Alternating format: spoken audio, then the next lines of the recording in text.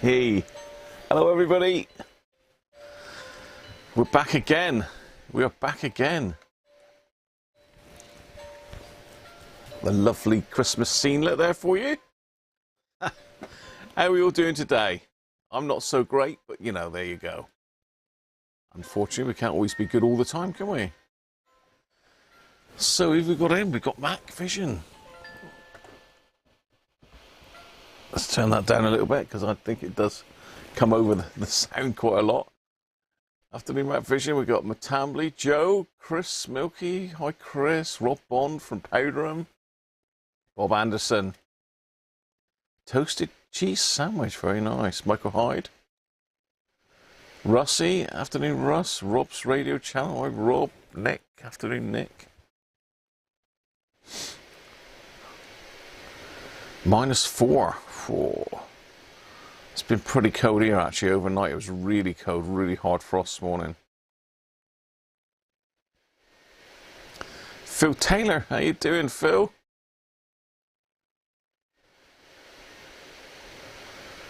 Restring a pulley rope in a juniper tree. FM, good afternoon to you. Christoph, hi Christoph.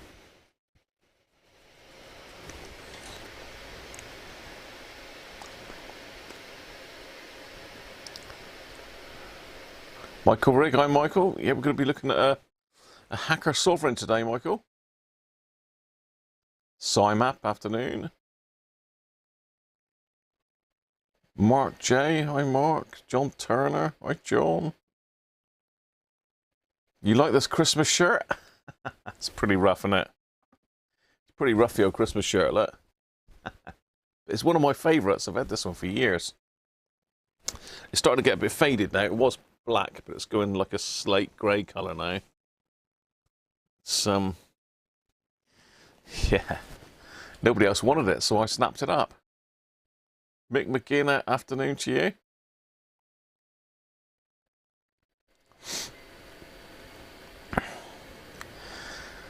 So, Yoddy Toddy, good afternoon to you. Back from holiday in Finland. -19? What? That's the land of saunas, isn't it? Or is that a different place I'm thinking of?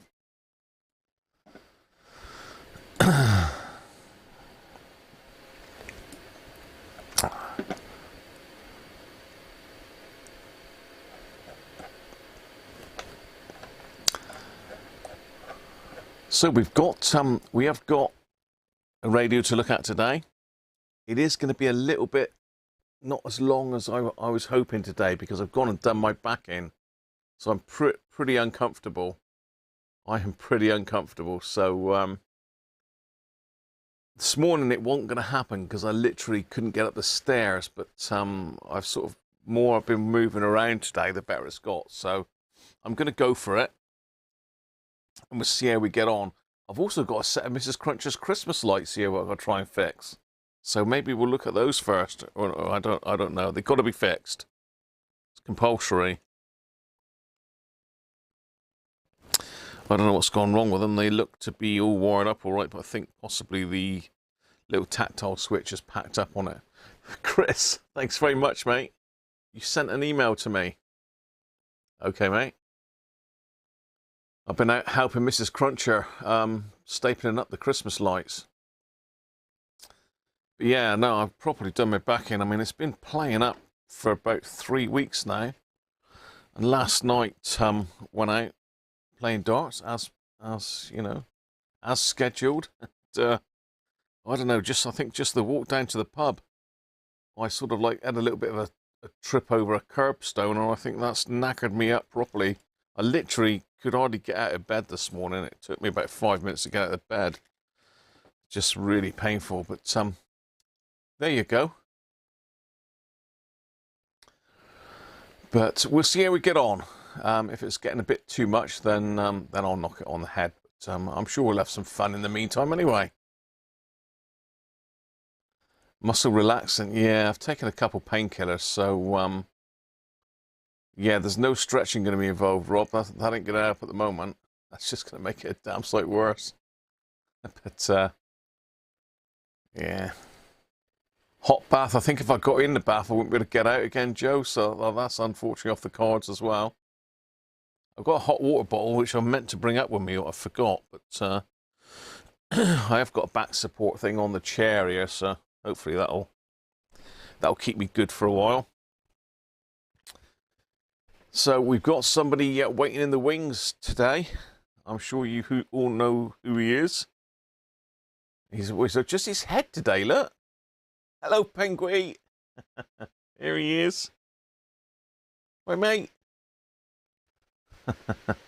There's Mr. Penguin guarding the beer calendar. He loves that beer calendar. Even guards it when it's not Christmas. I keep telling him there's nothing in it, but he won't have it. So let's go over and have a look. Let's go over and have a look. Oh, I'll just run over his cable. See if I can get up. There we go. Well, Penguin, let me go and see what you got in number 2.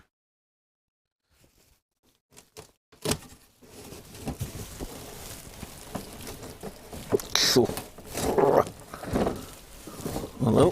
Whee! Oh, we got some pure Ubu, which came in from John Turner. Thank you, John. Oh, let's get back on my chair. Stop running over the cable for the Penguin light. Oh.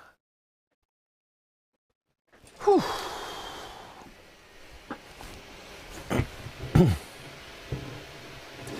Right, where are we?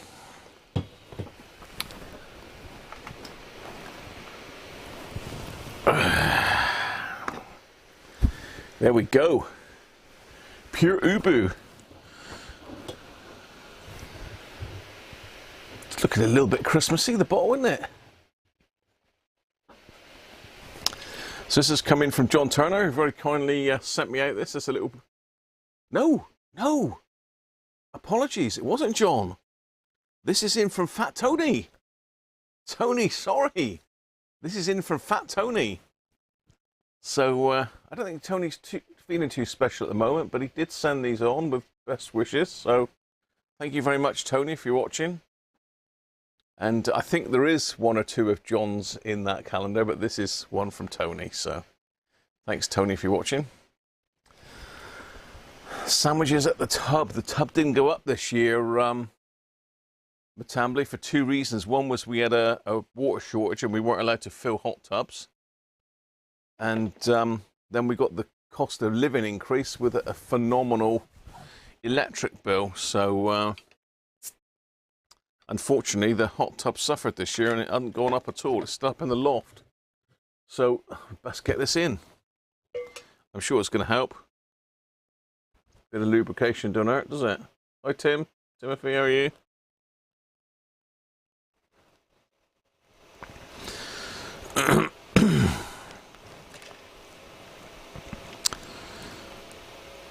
So I've got a couple painkillers on board, so you never know. I mean, my mouth might go to sleep in about half an hour when they kick in.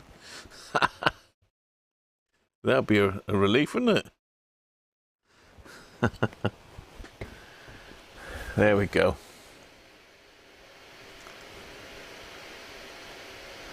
Ubu. It's a strange name, isn't it? I can't remember what it's, is it the name of the dog?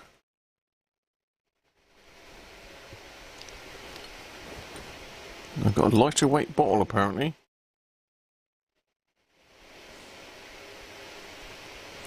Well balanced, full flavoured amber ale, named after our faithful canine friend, Tess, who was often found lazing around the farm. She affectionately earned the name Useless Bloody Urchin, shortened to Ubu, UBU. And the beer was named in her honour, Useless Bloody Urchin. I like that. Very good.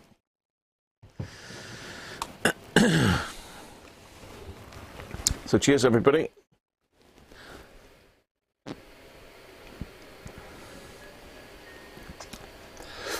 Hi, Sandra. Sandra's in. Hi, Rob. You missed yesterday's altogether, Rob, did you? I thought you were in.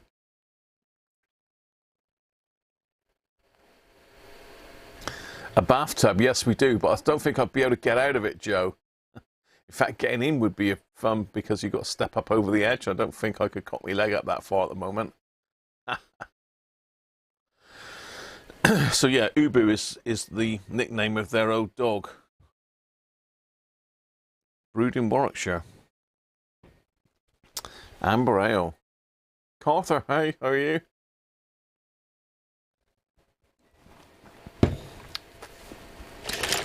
So, Christmas lights. Shall we do these first? See if we can get them fixed for Mrs. Cruncher.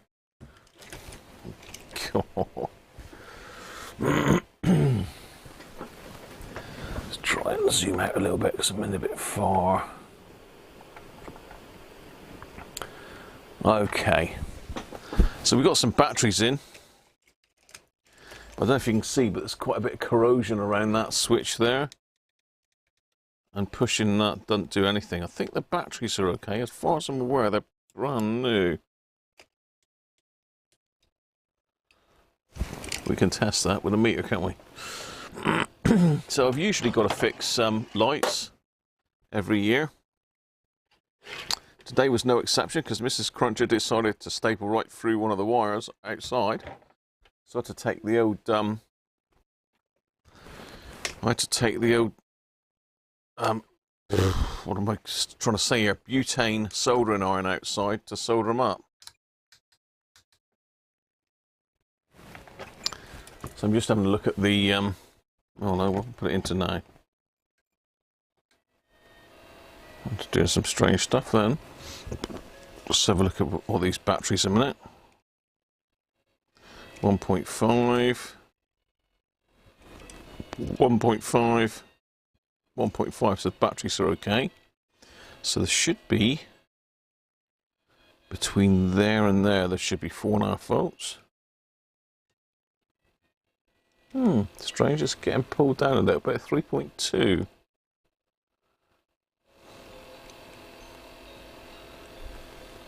Looks like my meter's about to die as well. The meter's dying. The meter's dying. Strange. Bob, thank you very much. And Rob, buy something for Mrs. Cruncher. Yeah. She won't take any presents. She never does.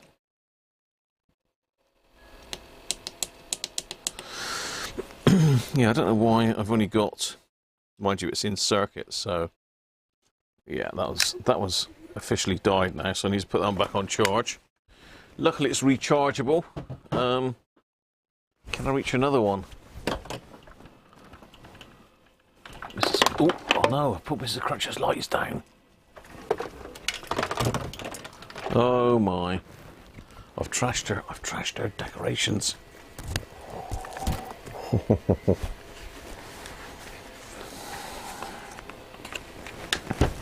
Back with the old Maplin special, look.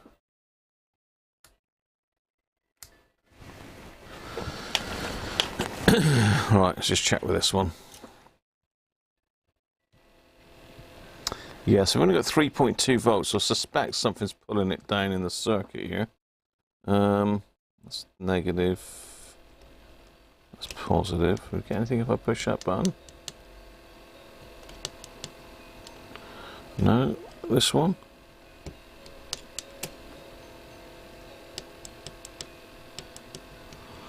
No, nothing. Have we got anything there on that switch?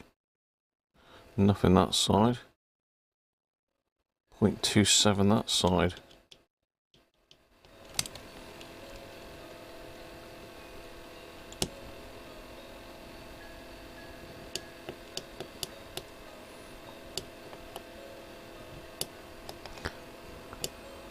So measuring 4.85 volts across that switch.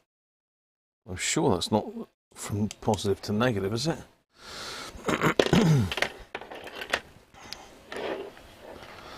So let's pull a battery out, just check continuity on this.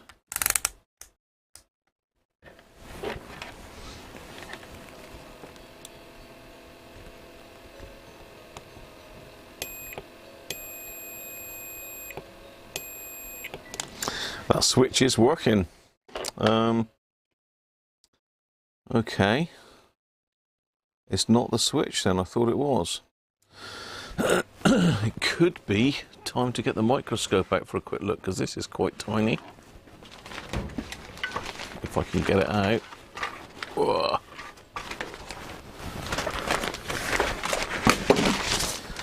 There goes. There goes.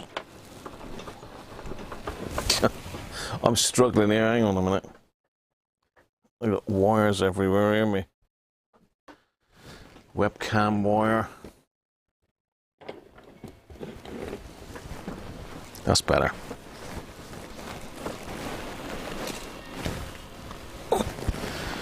Right. Let's plug this one in, because we're not going to be able to see anything else.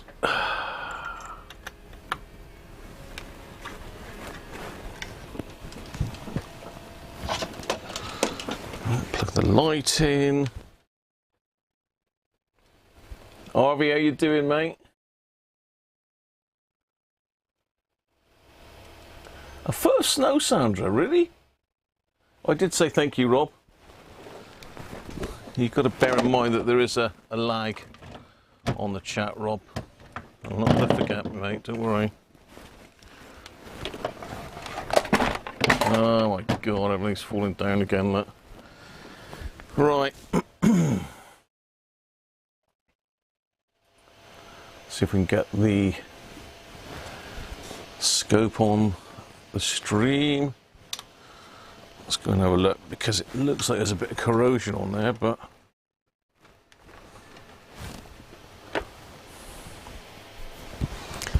have a look then. That's a bit too far in.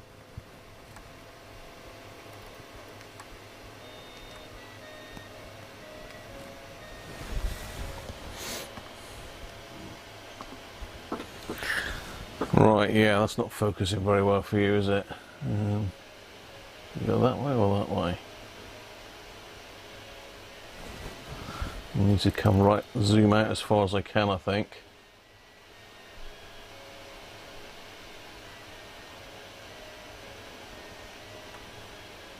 Come on, there we go.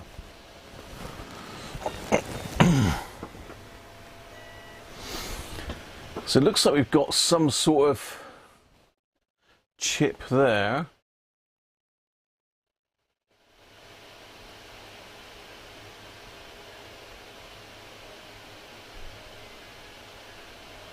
Looks like DD.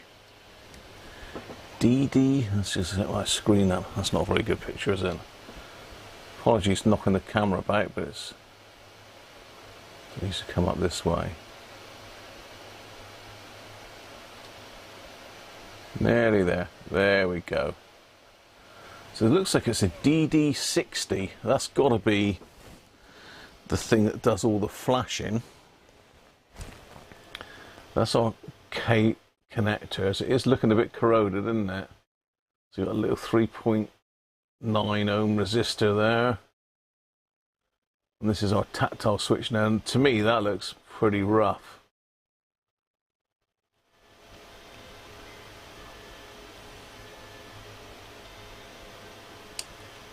So potentially it's going to be something to do with this chip maybe.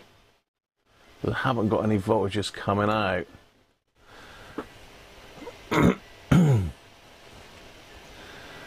So that's got V plus, L plus and L minus.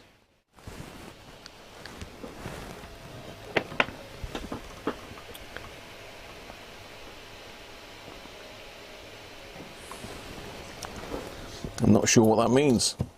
Anybody got any ideas?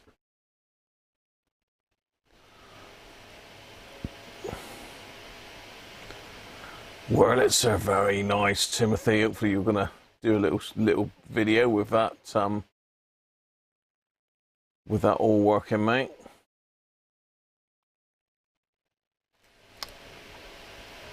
A big Clive episode. DD60, yeah. Anybody know what it is? IPA job, not the beer. Yeah, if I could get the thing down closer, we'd get a bit better lighting on it.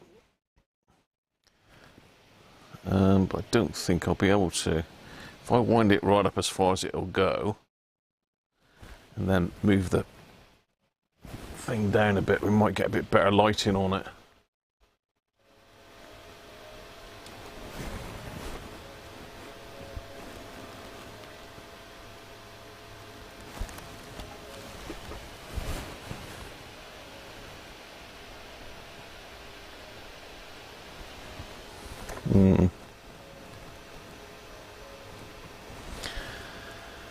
There we go, that's a bit better. There's only a little tiny board, isn't it? There's not a lot on it really.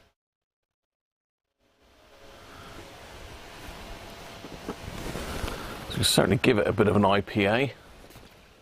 Clean it up just to see if there's any damage on it.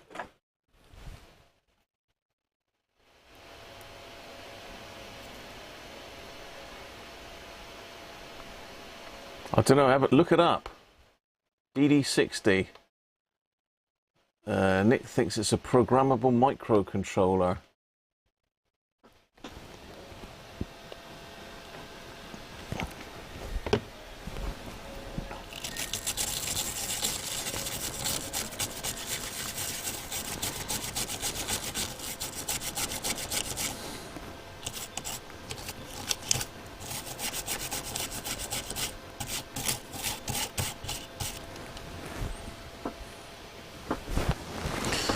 Right, let's just stick a bit of tissue in there to just soak that up.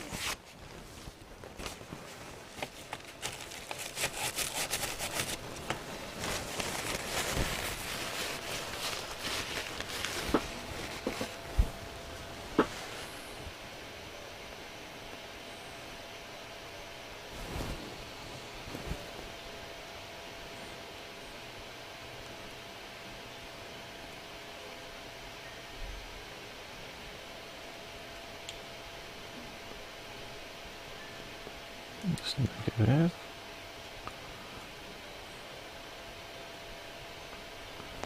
That's positive, so that's coming from the battery connector. Okay, so that's our negative, sorry, our positive there, and the negative's over here. So let me see what I've got between those two terminals in a minute.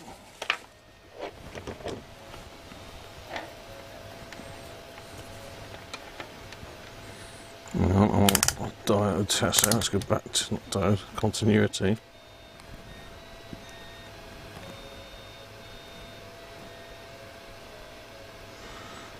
Would help if I put the battery in there, wouldn't it? That would help matters. Ooh, headbutted that then.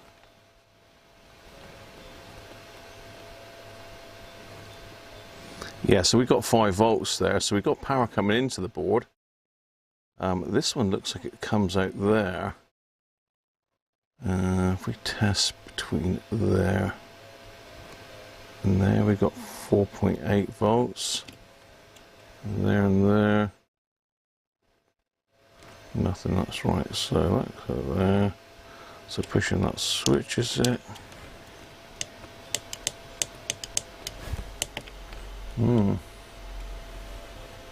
So moving it around, it is zoomed out quite a bit, but it wouldn't appear so, would it? There's quite a lag on it as well.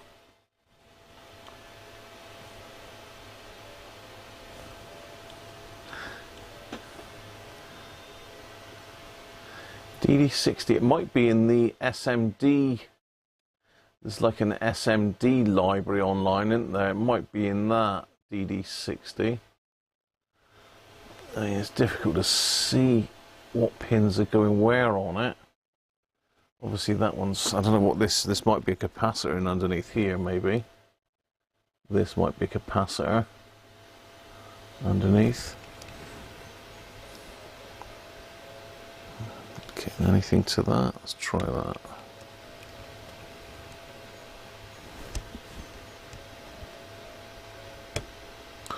Well, that's getting about 1 volt that side. Yeah, it's got about 1 volt going to it. So 5 volts going to that pin. 2.8. Nothing. Nothing.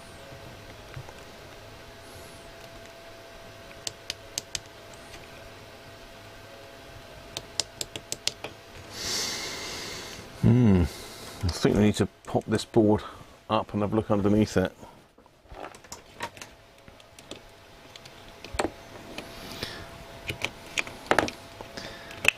These lights aren't expensive, but it's nice to try and fix something rather than just throw it away, isn't it?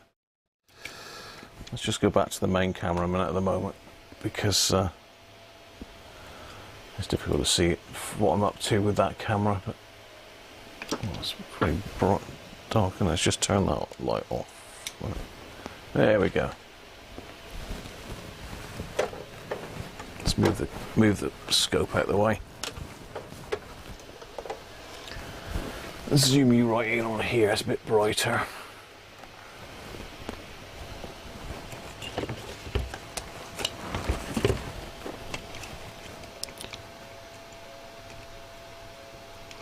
Looks like it's just held in by this positive terminal.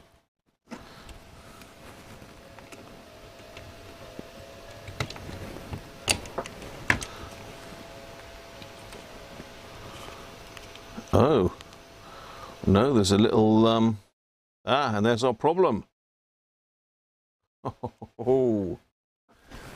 I found the problem. I found the problem. Let's get the scope back in.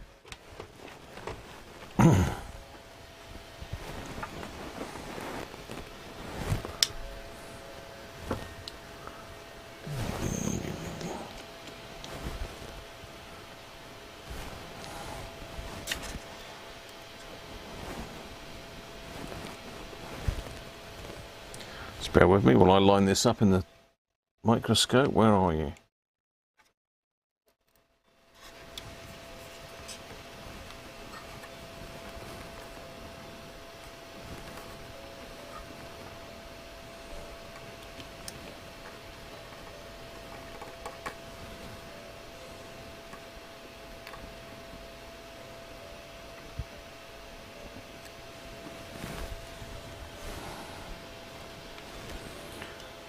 Right.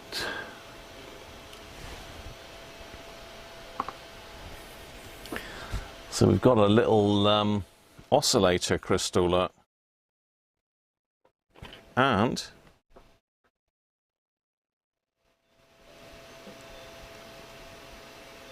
it's got a leg off.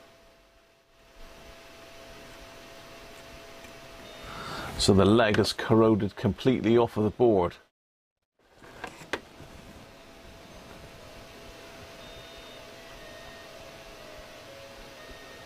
In fact, the other one's going to go any second.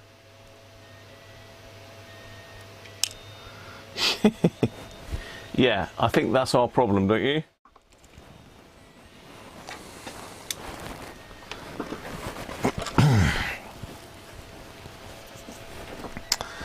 So how the hell are we going to get that on? Or is it going to be a throw it away job?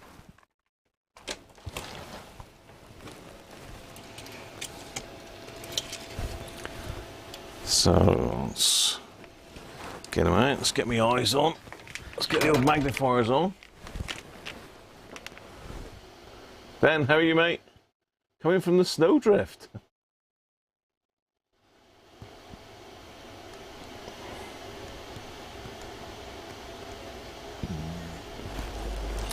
No clock, no ticky-tocky. No talky-talky ticky-tock. So we're going to have to desolder that little board.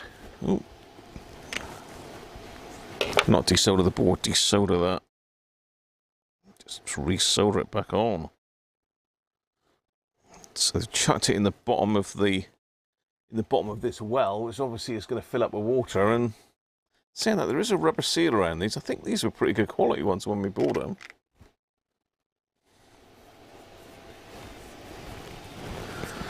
Just waiting for my desoldering tool to get up to temperature, and then we'll whip that out, solder it in, and see if it works. Mrs. Cruncher will be pleased if it does.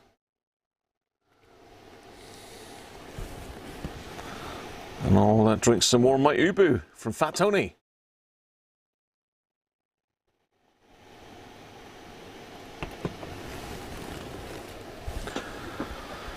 Whew. Cheers, everybody.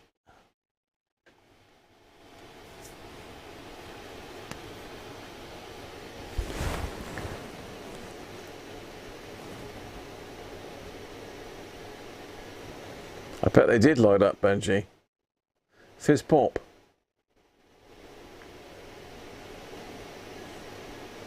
You remember having candles on the Christmas tree?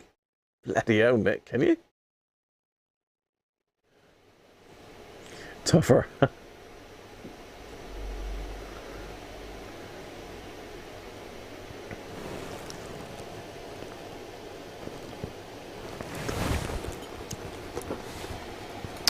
Right, this is heated up now, so hopefully I can get in here and just get rid of that solder. All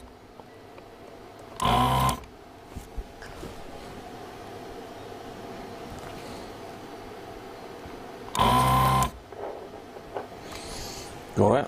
I think I may have melted that knob a little bit, haven't we? Something's melted onto my... Oh, hang on, might be that. It's that there, isn't it? Pain.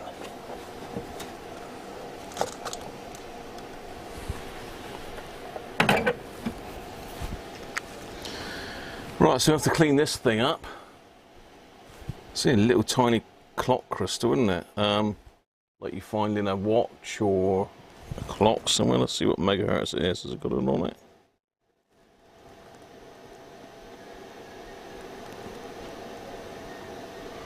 No, can't see any markings on that. Got a bit of corrosion on the legs there as well, so whether this will be any good or not, I don't know. Let's give it a bit of a clean up. You see a fiberglass pen on it.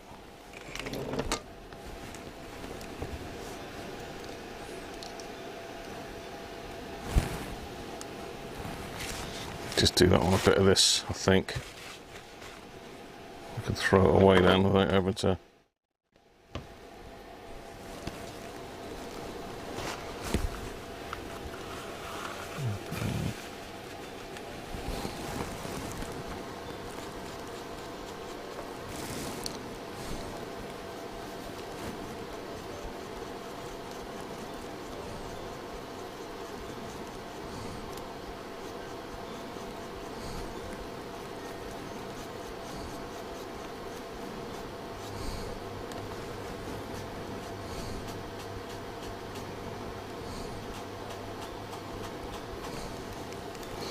They are pretty corroded.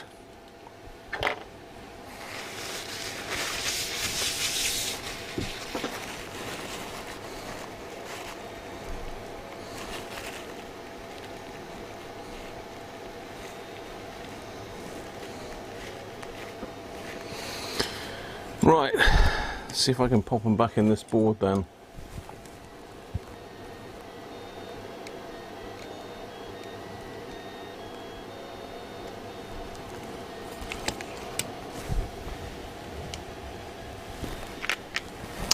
Let's put a bit of decent flux on it.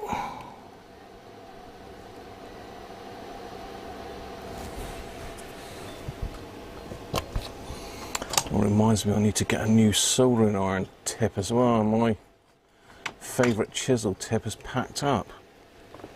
I knew there was something else I had to order. Oh well.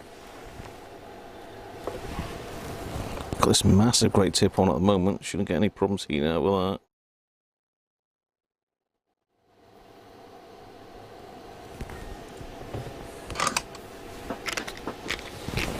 Right. Has he fixed it, I wonder?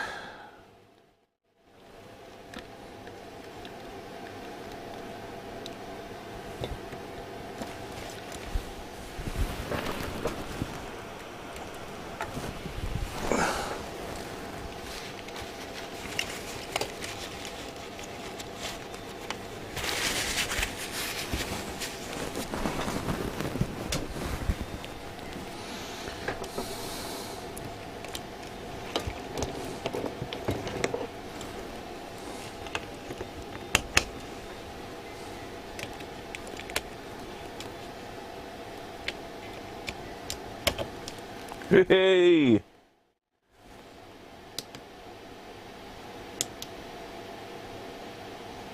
How about that? Pretty. Press and hold to switch off. There we go. Fixed. That didn't take long, did it? Let me go and give those to Mrs. Cruncher, because she's actually putting up lights as we speak. So, and these are the coloured ones. I like these. Mrs. Cruncher prefers the white ones, the all white ones. Let's get that one in for you to have a look at. Now, the picture on the slide today is not this radio. It's one that I repaired a while back. But I took some photos of this, but unfortunately, they didn't come out. Well, they did come out, but I've got problems with my images not saving on the phone. It just comes up with an asterisk, and I can't download them for some reason. So I don't know what's going on. I've done all the things it says online to do.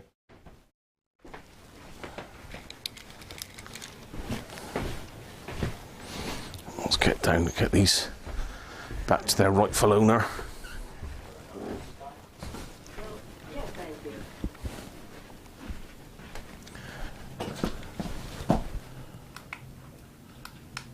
Oh, that's great. They're not working now.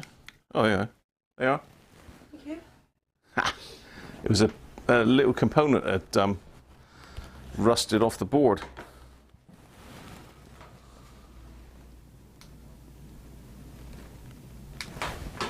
Right. Thank you. Yeah, let's crunch our guard lights back. One job down. Let's have a look at this radio then. Because we only had a quick look at the outside of this one yesterday. Whoa. It's taking me a while to get back up the stairs. I've got some backup beers down here as well if necessary. I need extra lubrication during the stream.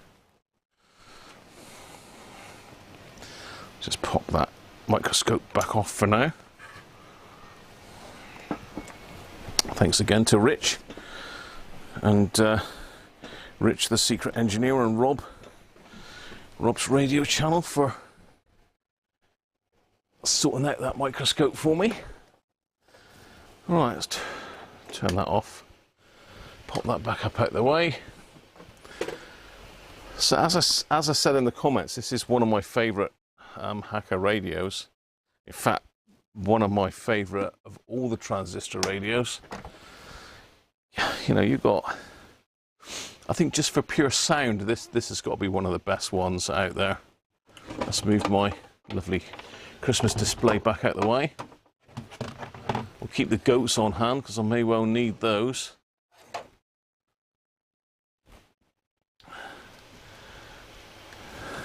Mike, how you doing, mate?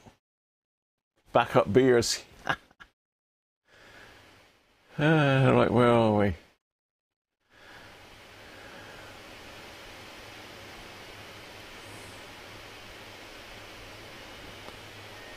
Big Clive as an episode on this exact Christmas-like PCB. Does he really, Christoph? I should have to look that up. He's a lot cleverer than I am, Mr. Clive.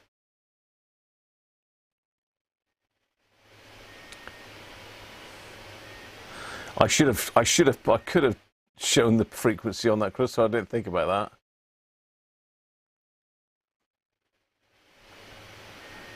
$32.768 megs? I'm not sure.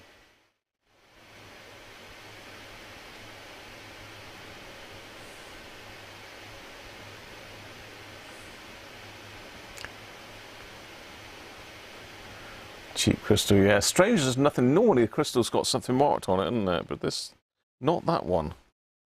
Not that one.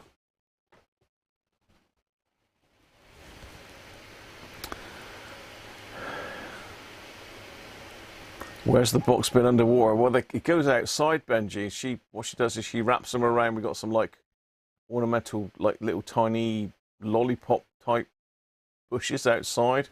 Only plastic things, but she wraps them around them. They look quite nice in the dark. Thanks, Joe. Brown water. Don't eat the brown water. Don't drink the brown water.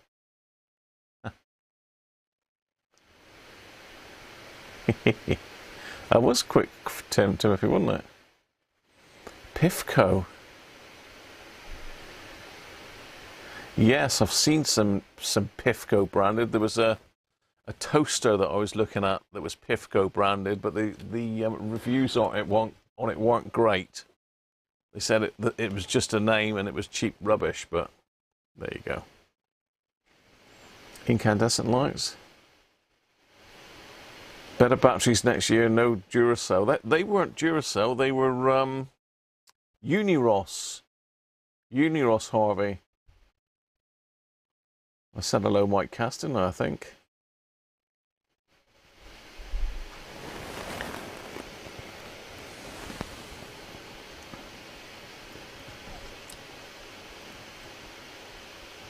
Yeah, thanks, Christoph. Thank you very much, Chris. I thought you might like this one, mate. Just think cheapness. Yeah, probably. How you doing, Ralph? You've put 2 hackers through watching me. No idea if they need servicing. Which ones did you buy, Ralph?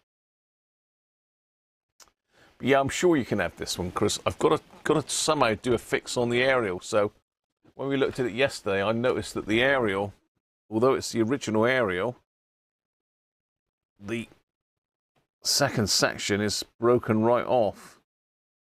So I'm going to have to strip the aerial down and try and mend the aerial, which will be interesting.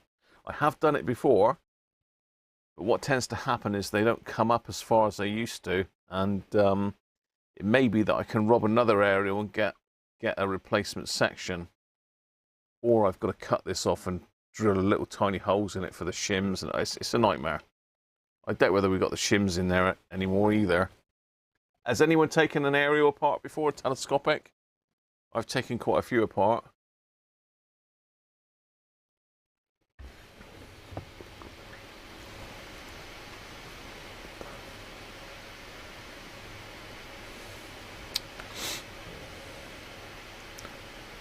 How's the bingo? What's, oh, hang on, I've moved the wrong thing now.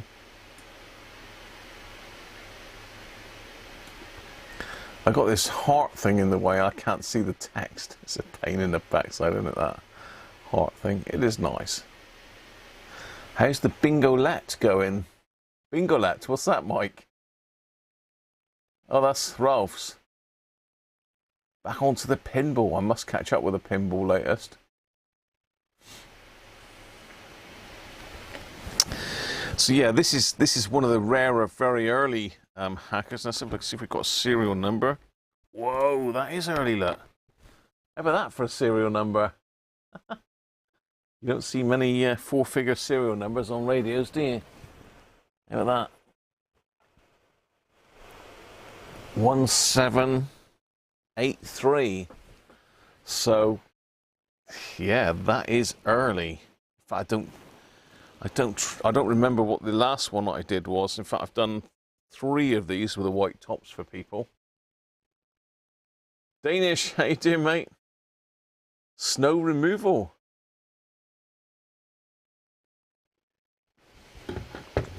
A 1960s German arcade machine.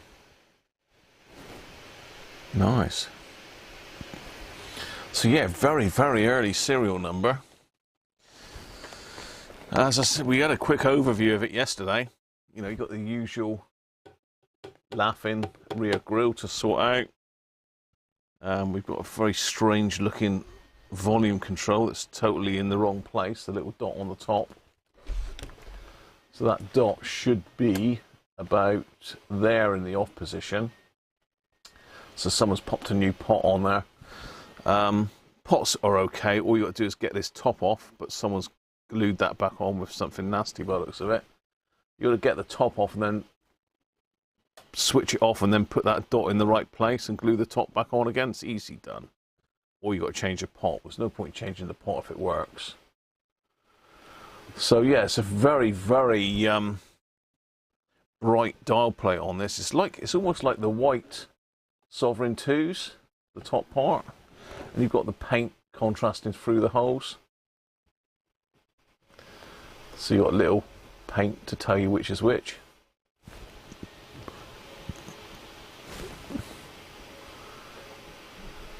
It's only going to go up to probably 100, is it? Yeah, 100 megs. Ooh, well, there's something rattling about inside. 100 megs. Some nice old stations on there. Vatican, look. Vatican radio's still about, isn't it? Not on medium wave anymore, I don't expect. We might be, but I don't think we can receive it here. We might be able to in the night time. Hilversum, Prague, Brussels. So what's the date on these then, I wonder? Anybody any ideas of the date on the Sovereign 1 as it is? Well, it's just the Sovereign. You've got the Sovereign, Sovereign 2, 3 and 4.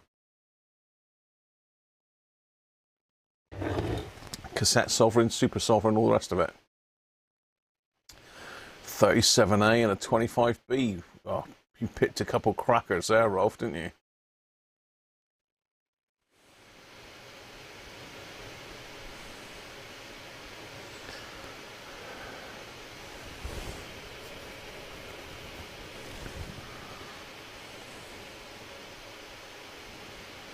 Nice.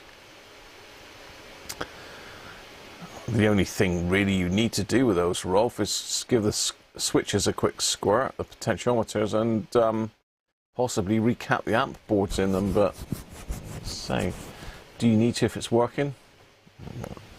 You do in these because these have got really old caps in them.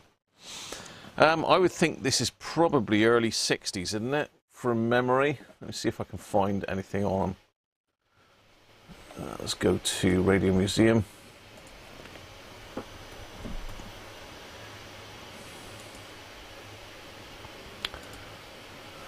RP18. Hacker Sovereign RP18.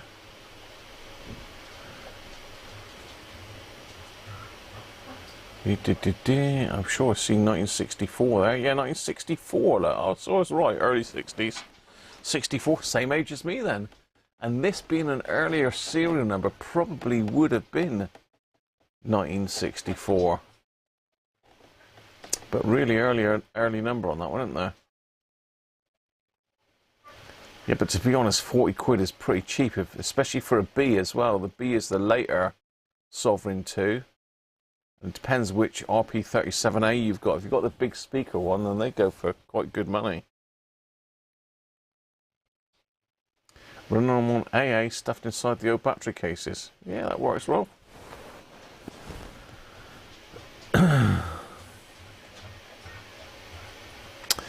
Right, so the big question is what's inside the thing now. I think I've been inside this and used bits of it for something else. I think we've been robbing Peter to pay Paul here. Oh, I forgot to put that little bit of plastic back in.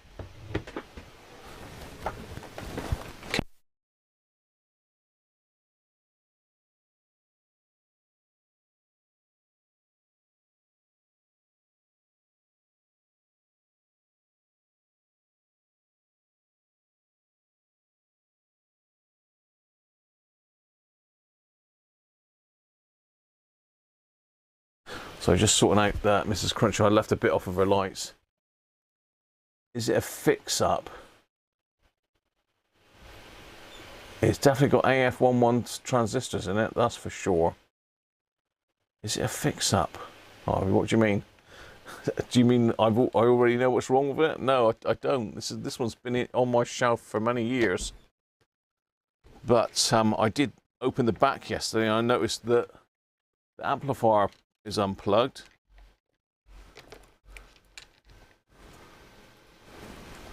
And the speaker's unplugged. I've also got a screw and a nut and a washer in there, which is a bit random. So whether I found that inside the radio, I don't know, because the screws are all in it. And that nut does not fit that screw. But there is nuts up in underneath here that come loose and drop out for a pastime. So you've got to go over these and re-tighten all the nuts and bolts, otherwise they drop off inside underneath the plate. And I think there is something rattling around in there. We've got these station markers that are, you loosen, they're pretty tight. That one's not. Just slide them up and down.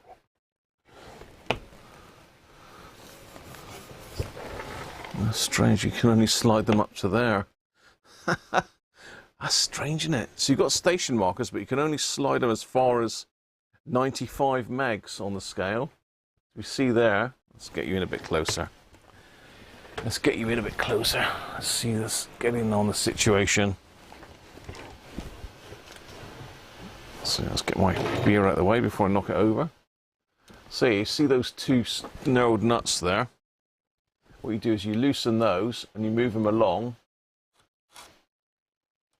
And they move along, say you can only go to there, or the scale goes right across.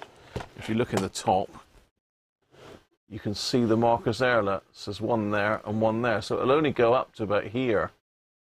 So the markers are only on that area. You know, we've got the rest of the scale over here. It's unusual because I think the later ones, they have two lots. They have more on the other side. Let's zoom out a little bit.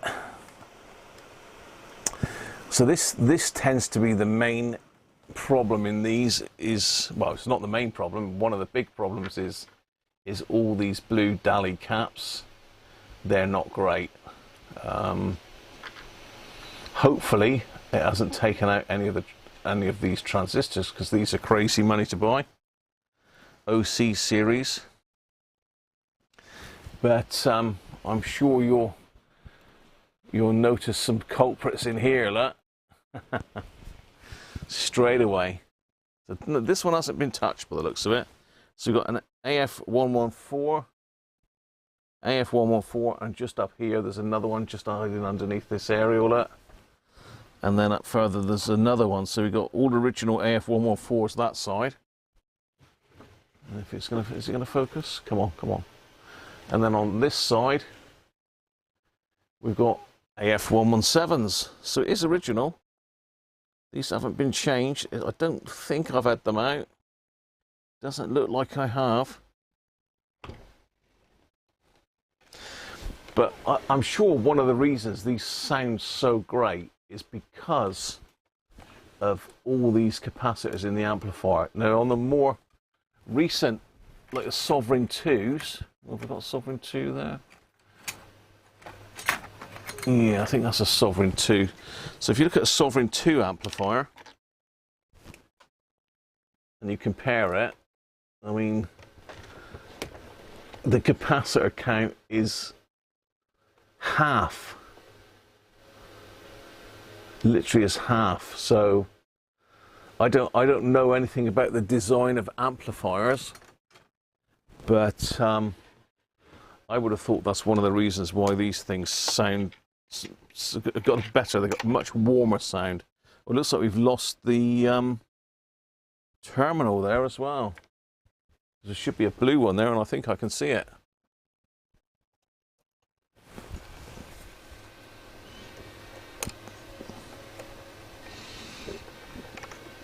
Yeah. So that should be in there.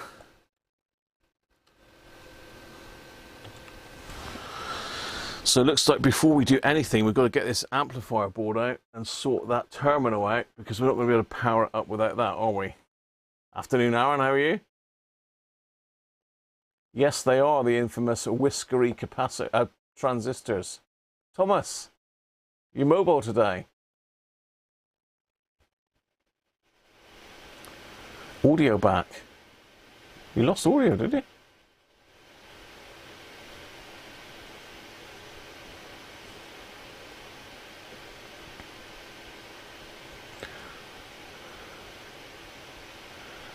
No, a repair test. Yeah, definitely going to need to be repaired, are we?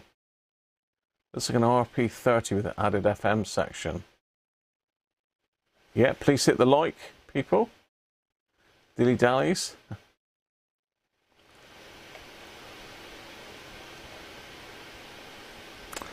Sunny and wet. I don't think it's raining here at the moment, Aaron. It's blimmin' cold, though. So yeah, we're going to have to take the amp board out and fix that before we can go. We can even try it. I would say this is not going to work, this radio, but you just never know, do you? It might do. Let's zoom you out a little bit, and we'll get this board out. There's only 2 screws on these.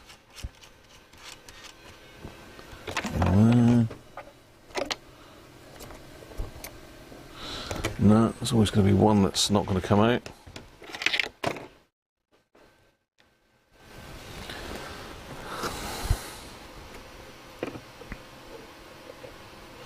Use the universal spanner. Don't like using pliers on these, but you can't really get a spanner in there. Can't get a socket on it anyway, that's for sure, because it's too close to the aluminium. So pop that up and out. Ah, strange, because it doesn't look corroded there. It just looks like it's lifted out. So maybe it had a dry joint from factory. There's no corrosion, no. It's just a hole where it's come out of. How bizarre. What you want to do is make sure you don't solder these with the little bit of plastic on them either. You need to try and get that piece there off of the peg. We can prise it off. God, it's not going to come off, is it?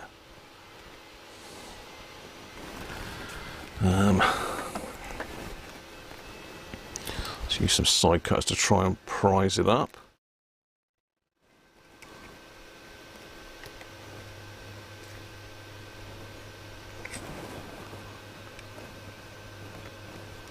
It is coming.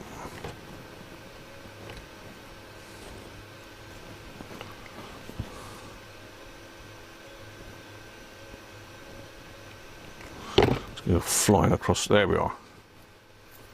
Yeah, it's got a bit of corrosion on it, so I wonder if we've got a bit of corrosion on the board on the other side.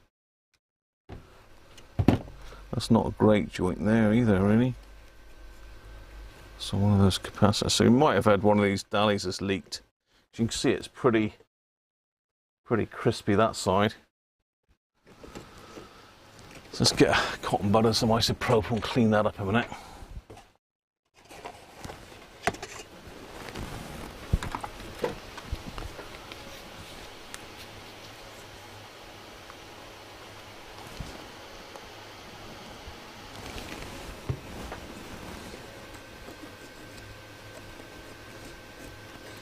Yeah, there seems to be a lot of gunge on the board there.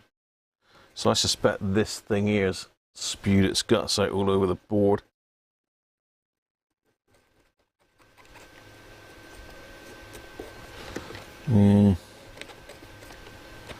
That's better. Right, let's just clean up that a minute with a bit of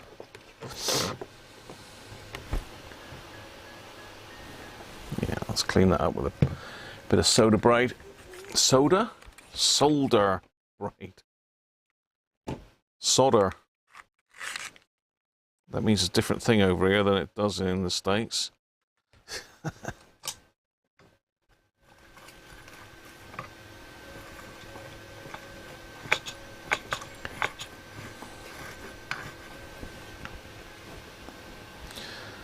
And let's just get rid of that old solder.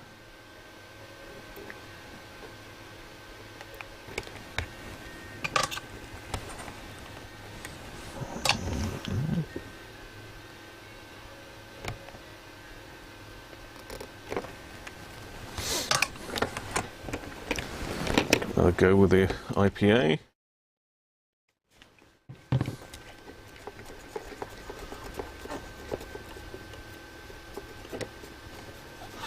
Hopefully that hasn't damaged the amplifier either. Right, what did I put? Where did I put that bit that I've just taken out? There.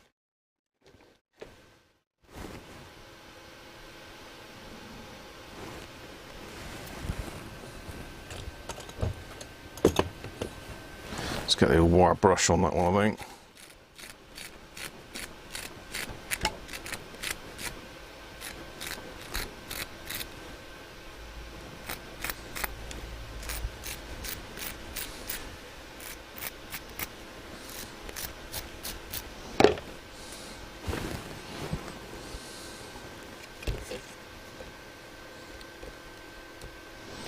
Well, that's strange because that won't even fit in the hole.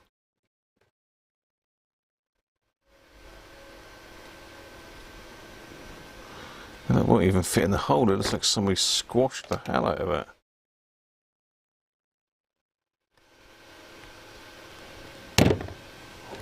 Go in there now.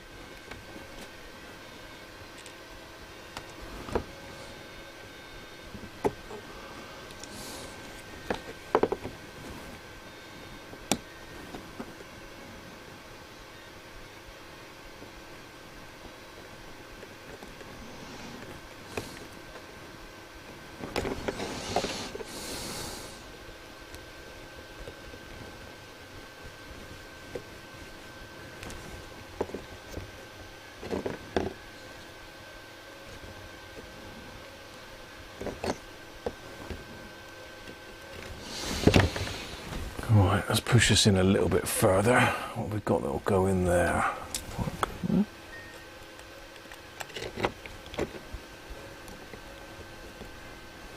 There we are.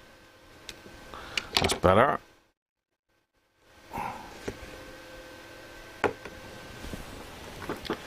Solder that on. Let's give that a bit of flux.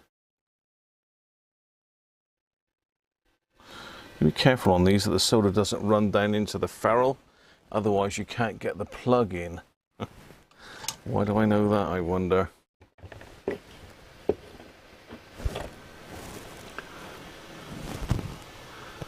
Susie, hello Susie, you're on a road trip to Minnesota. Jack Frost there as well, was it?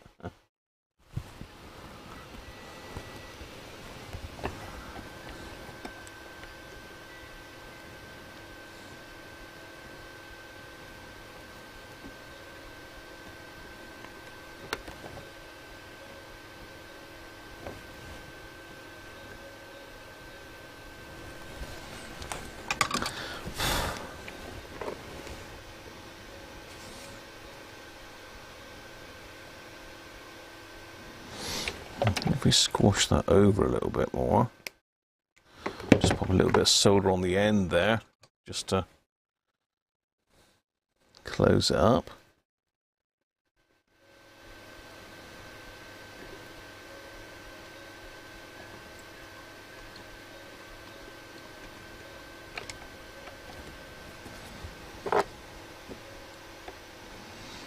Yeah, looking good. Okay.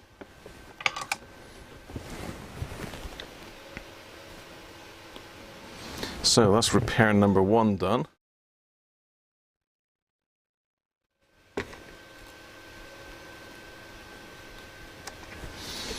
Pop our little blue cover back on. There we are. Speaker terminals, right. Let's plug it all in and see what happens then, shall we? Who thinks this is going to work then? Anybody? That's not a good sign, is it? That going wrong straight away.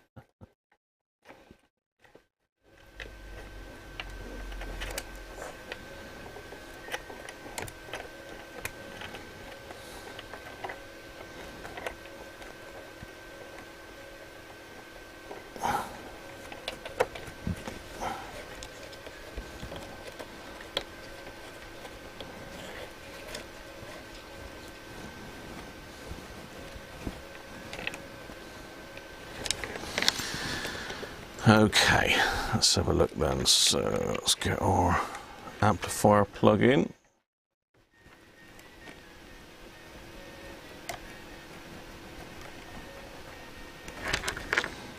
Speaker wires.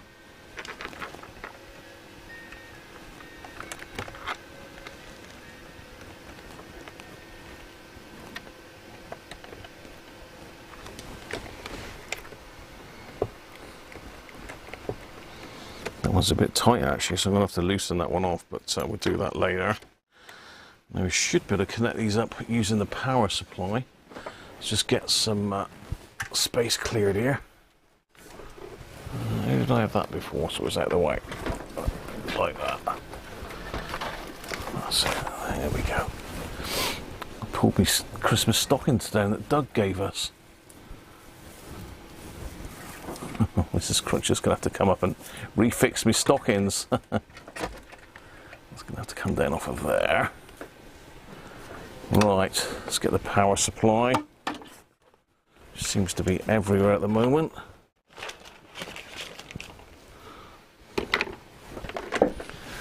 Zoom you out.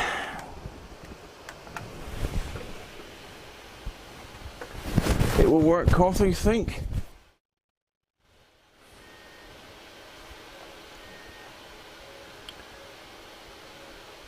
Too many whiskers and dead capacitors. I don't think this is going to work at all, to be fair. We might get a little pop from the speaker if we're lucky. But this has got everything going wrong for it, really, unfortunately. Lovely old radios, but they do need a lot of TLC and a lot of labour and parts to get them going again.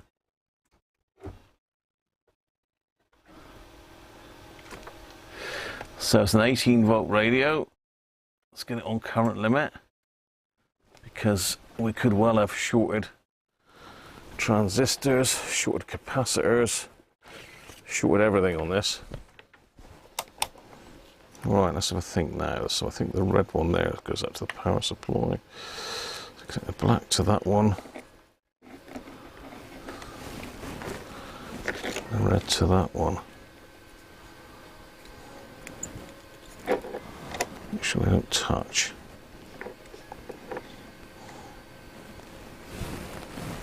Here we go then. It's gone straight into current limit. But it might just be because I've got the current limit turned down too far. Let's put it on VHF as well.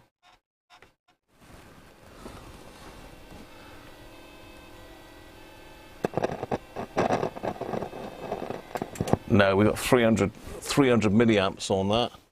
So we've got a short here somewhere. So 300 milliamps current draw on that. Well, that's as far as I was going to go with it, because I do not want to be killing any of the transistors.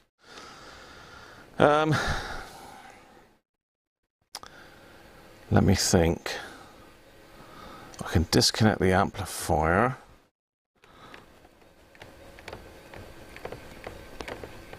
Let's see if that disappears. Cool. plug is really tight. Let's try that.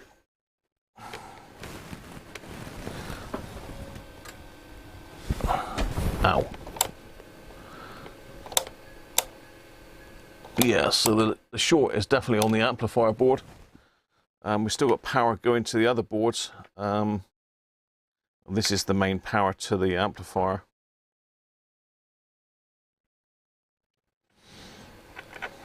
So yeah, 20 milliamps,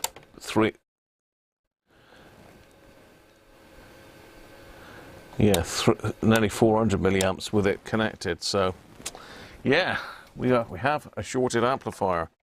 No surprise there.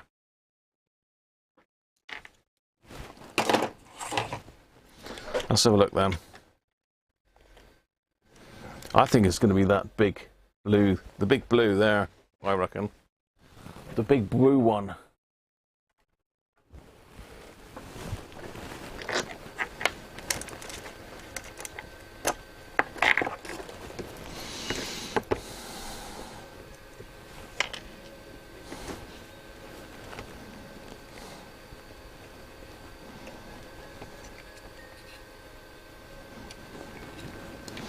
I tell you what, I reckon that's pushed out because that's such a stiff connection there, so I need to get a little bit of emery paper on that and just file that down a bit. Can't get the blooming thing out now. That's that one. There, okay. Let's have a look then. Looks like we're going to have to do the amp before we can go any further.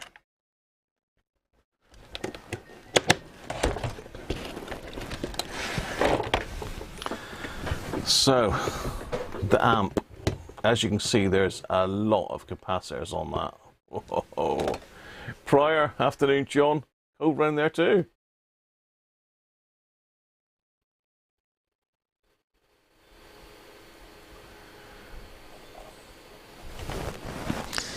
So all of these blue things are Dallies. They're not great. I mean, that's supposed to be a 500 microfarad. Let's see if we can test that for shorts. Let's make sure there's nothing left in it.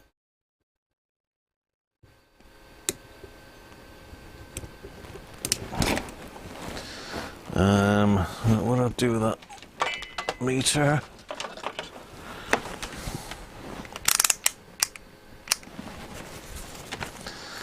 Let's pop the meter on continuity. Let's go straight across that one. Did a little chirp.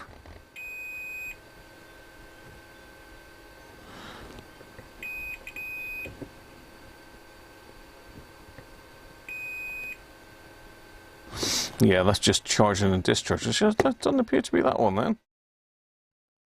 This one down here. Again, let's just make sure that's shorted. There's no power left in it. Not that one.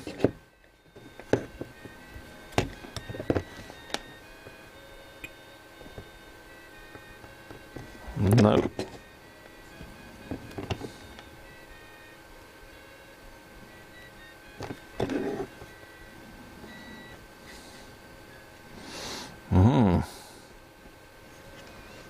It's got to be one of these. I mean, this isn't the best way to test them really, but just for speed, I was just trying to see if I could find one that was shorted.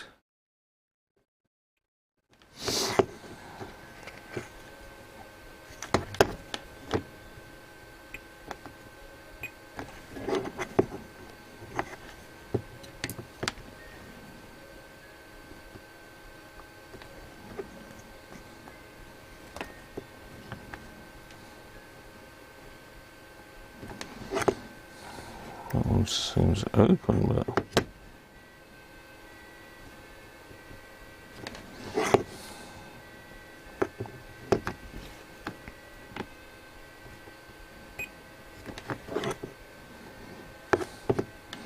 there is loads of caps in this thing.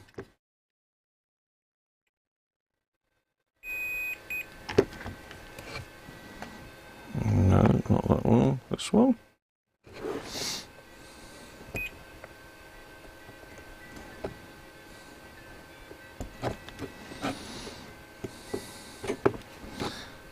Well,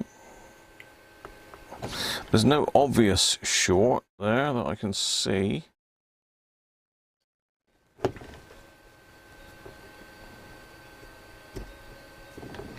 See if any of these are shorted.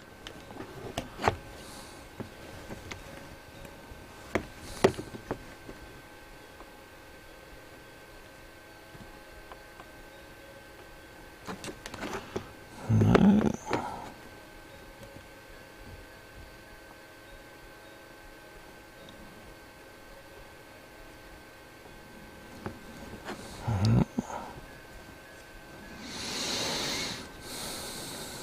Diode in there.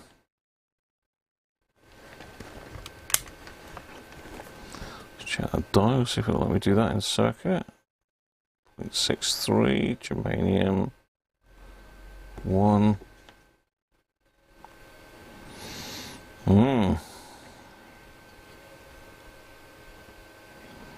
Put another one in there.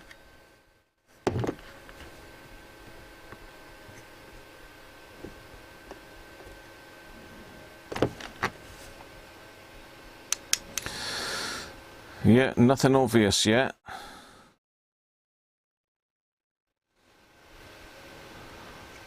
Outputs. I wonder if any of these are shorted to the...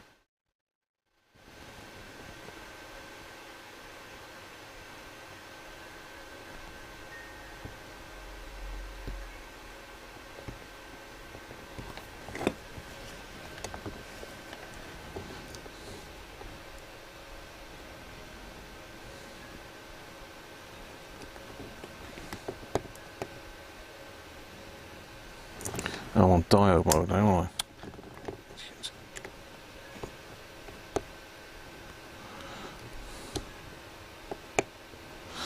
I'm just looking to see if there's anything shorted to the case, because sometimes these outputs, you can get whiskers on them.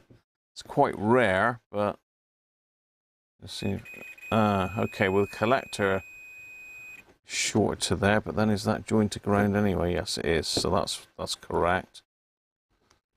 Can't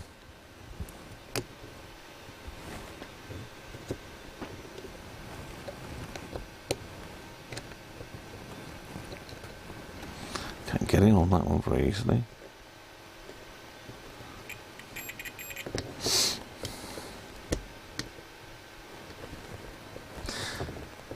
Yeah.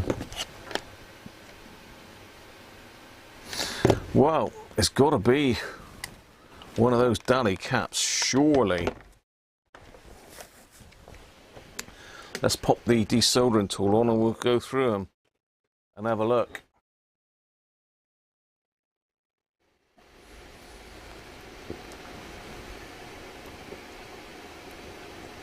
$5 million years old.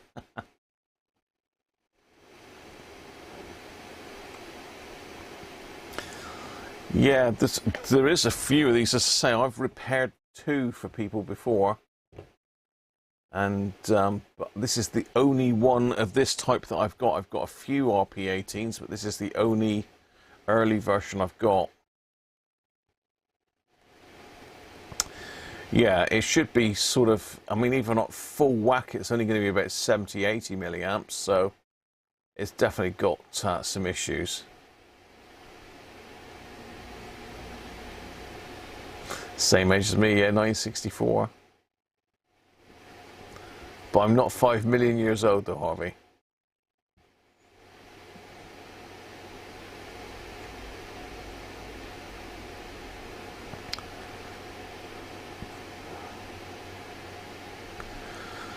I think these are not going to be too worried about discharging these, Aaron, but yeah, you are right.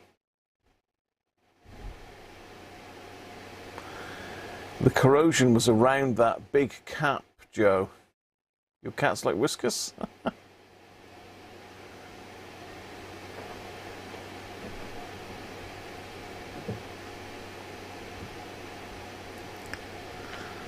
So.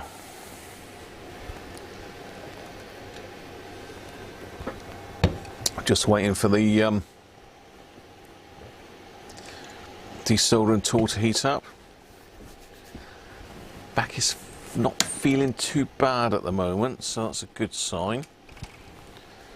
Because I'm not sort of moving around, it's sort of eased it off, but as soon as it stiffens up, this is a problem. If you don't move around when you've got a bad back, it makes it 10 times worse. I'm sure you all know that anyway. Christmas shirt. Gotta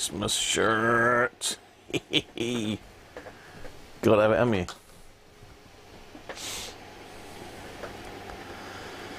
Yeah, I hope the outputs aren't the cause. Devonian, you're right. Down there, Devon. Down the bottom here. Not as far down as Aaron. He's Cornish. My family's Cornish from my dad's side. So I've got a bit of Cornish in me. Let's go for this one first as the most likely culprit.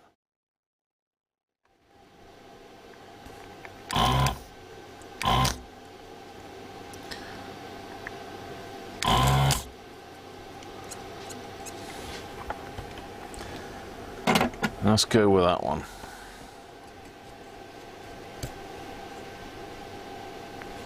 Well, there's a little bit of crustiness around it, but nothing excessive really. It's going to have to come off. I don't want it on there.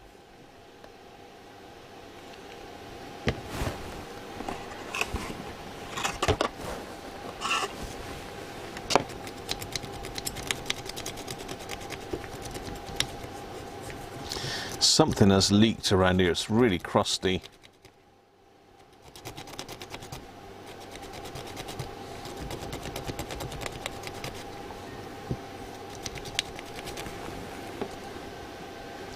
Okay, so let's have a guess then. 500 microfarads, Dally. Where's my ESR meter falling down to?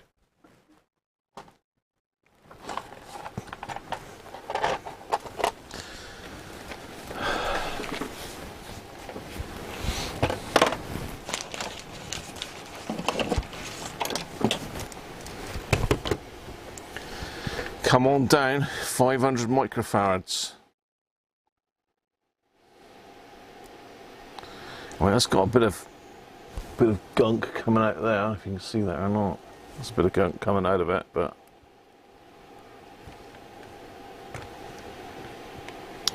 Christmas bingo.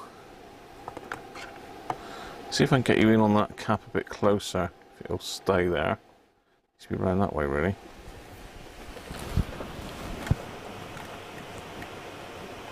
Yeah, I don't know if you can see that black muck coming out of there on the black wire. I'll take that off a minute. There's like a lot of black nastiness coming out of that one. Well, that's the ground though, but it's, no it's not, that's the positive. Yeah, that's coming, so that's leaking out of this centerpiece here, I'm sure it is. So this is going to be pretty cruddy, isn't it?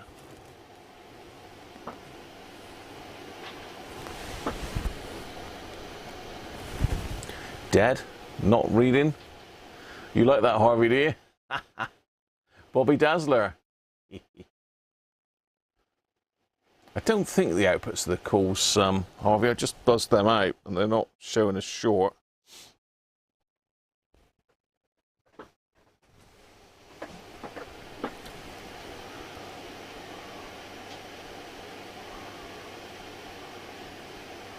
Invisible. David Hutchman, welcome. Jeer. Jeer's in. Hi, Jeer, how are you? 9. 7, Mark J. 720. So we're all going high. Clotted cream runs through my veins. Yeah, the doctors are trying to get rid of it with statins, but, you know, it's natural. One Dally, 500 microfarad. How are we doing? Are we all done yet? There's not many people. Not many people voting. I'll keep it going. You originally came from London. Oh, I'm from down here. Born in Devon. Then born, then bred. Thick in the arm and thick in the head, that's what they say.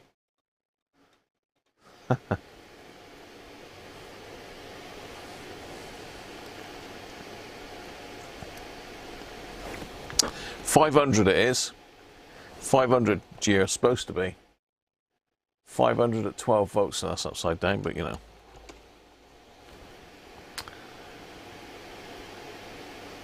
$500, 12 volts DC. Has this got a date code on it? Some of these have. Looks at SC161-2. So would that be 1961 February? 61-2 probably would be, wouldn't it? So we're talking, this is 1961 February this set was made. That, I'm sure that says, if you can see that or not. So it's S161-2, look. So I'm pretty sure that's a very early set. 1961. That's when it was assembled. So look at some of these other ones.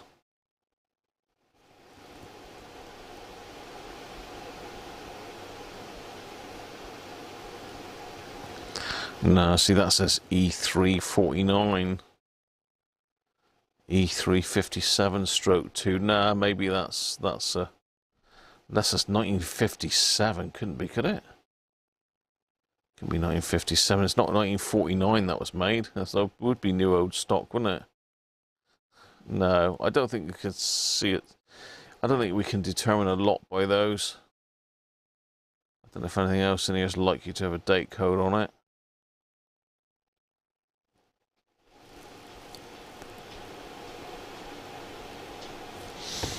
Right, we all done?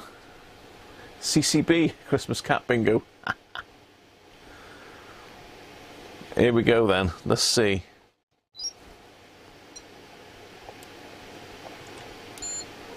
Whoa, 6.4 ohms ESR, that is a resistor. 876.1. Whoa, we got some in the 800s, didn't we? Who did we have in the 800s? 786. 785, 930. Oh, you have to do some maths on here. 592, 690, 774. I don't know. Is that Gia at 930? But he did have two guesses. He's gone back to 590s. That's cancelled out his previous one. Someone's going to have to do the maths on that for me. I'm going to get sticky flux fingerprints on my tankard there. I better wipe that off, otherwise that'll corrode it. Corrode.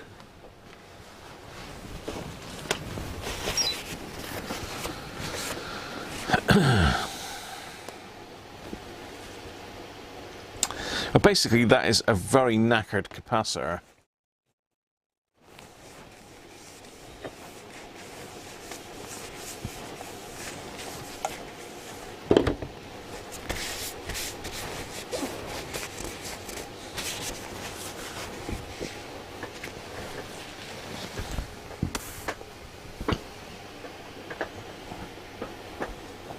So we've got a bit of a delay situation going on.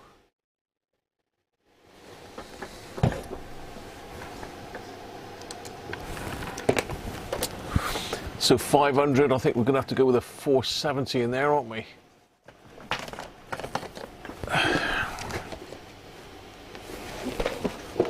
Was that 12 volts? So going with a 25. I'll see if I can get all blue caps in this one to make it look a bit nicer. Because with something like this, you really want to try and keep the look of it.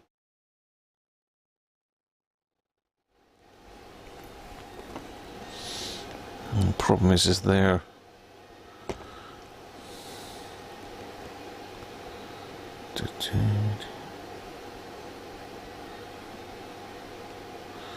You might have to do that and upside down it.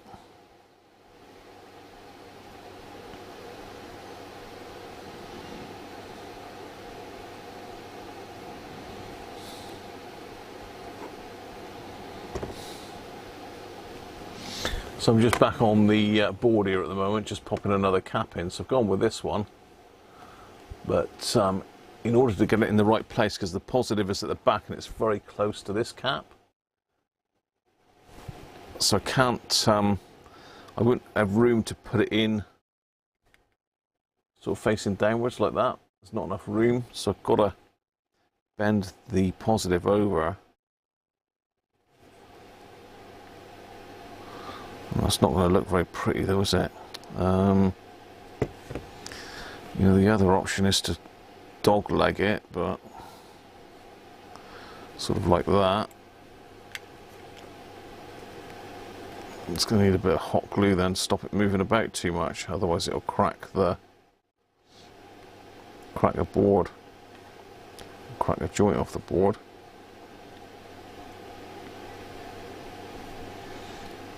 Yeah, that's going to look better than bending the leg down over.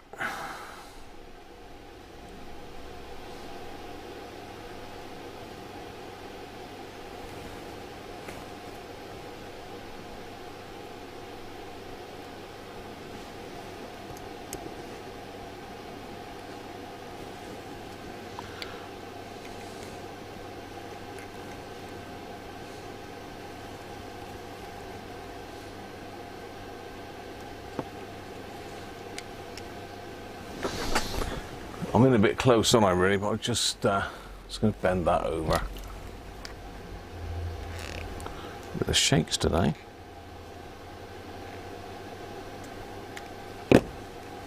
It's the pain.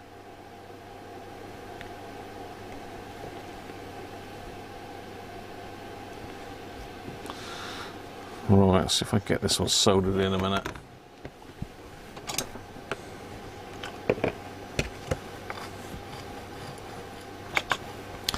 I don't think that would have got rid of our short.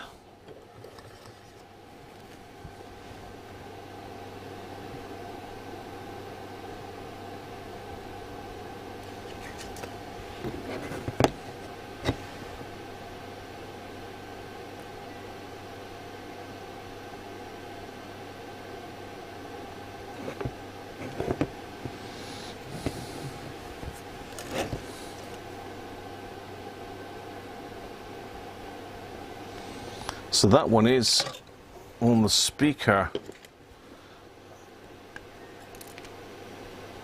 output.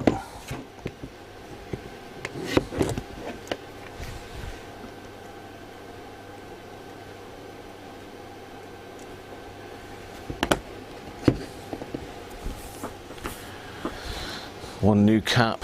Look at the size difference. Bit of a difference, isn't there? And that's a higher rated cap as well. That's a 25 volt. This is only a 12. So let me have a look at the resistance then between the positive and negative. So let's have a look which is which. Well,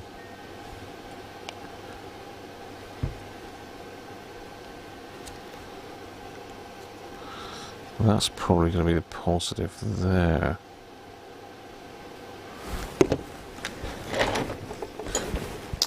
We need to get the schematic up for the board, I think. So let's see if I can find that a minute.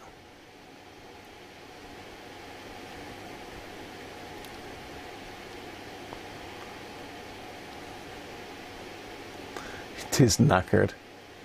That was you, Christoph, was it? Well done, mate.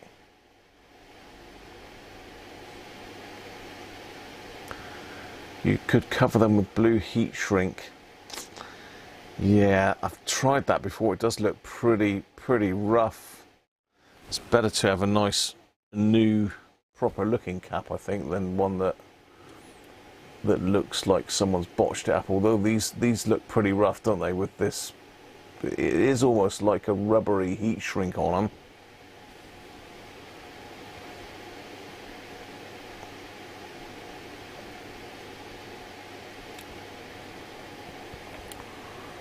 Right, let me see if I've got anything on the computer first for the RP18.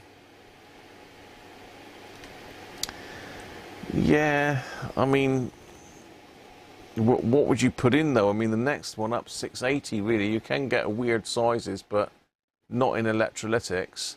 Not in axials, I mean. And the next one up from that is 680, which is too big, isn't it?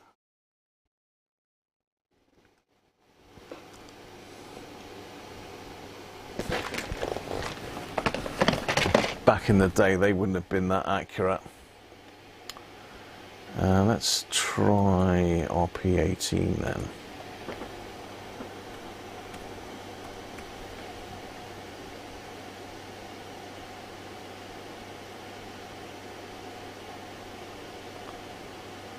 No, Hacker radios, documents.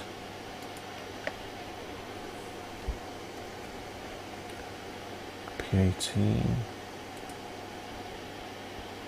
None in there.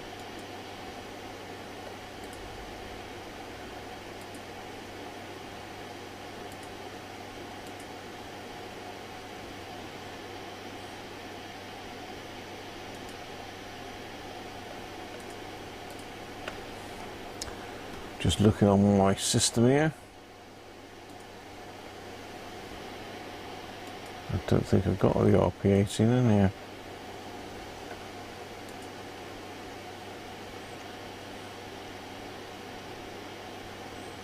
No. Hacker radio models, 1960 to 79.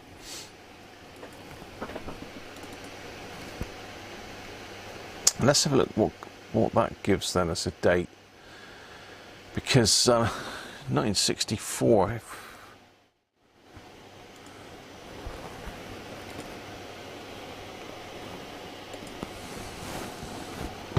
So if anybody wants to see this document, if you go on to the Hacker, ignore the groups, it's groups IO, the Hacker radio group now, this document's on there. So let's have a look. RP17 1964, yeah, RP18 1964. It does say there as well that very early models have a largely white tuning scale.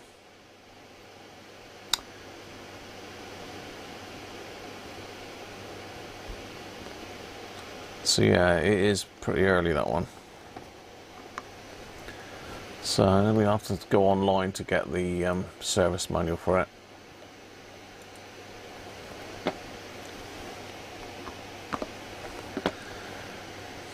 Pack of happy cappers.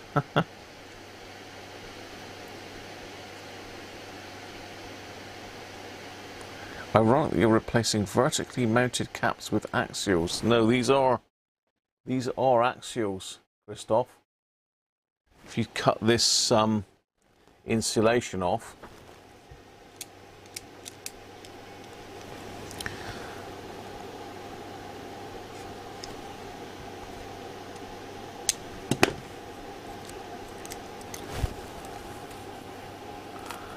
that is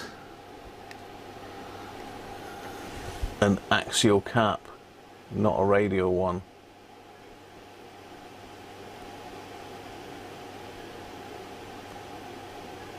But designed to be stood upright, really. It's only because it's so close to the other one that it doesn't look right. So yeah, this is like a rubbery plastic material they've used on that. There is some nice long legs. Hopefully we won't need to touch those. Right, I wanted to get the thing. Okay. I'm with you, Christoph. Okay, let me see if I go to Groups IO. I think they got the service manual in there.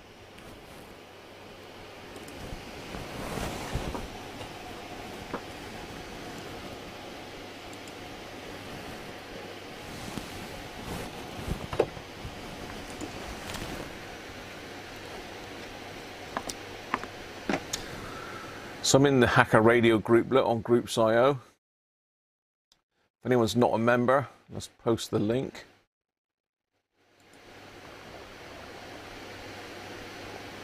Where are we? There.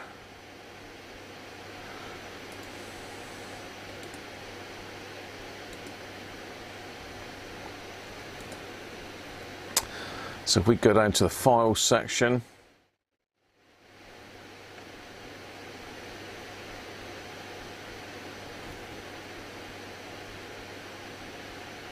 Hacker Radio models.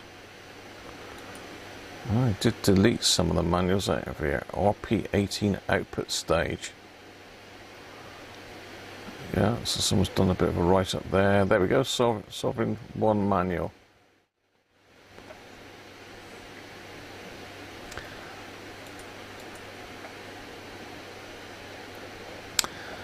So let's find the amplifier board and see if we've got a pin out for that plug.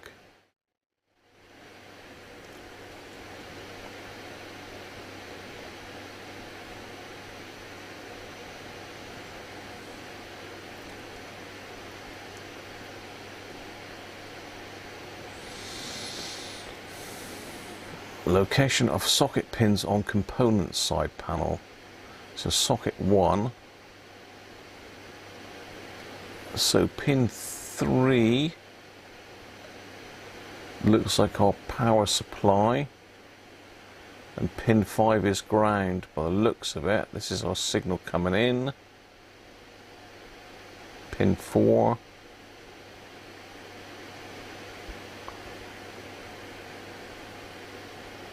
Pin 5 is ground. Sorry. We got 2 here. We've got the speaker. Okay. Socket 1, pin 5. That's the tone control. So socket 1, yeah, socket 1. And socket pin 3 and pin 5. Cracking up now. So pin 5 is the middle one, which is the ground pin, and pin 3 is the outer one. Okay. Got there in the end.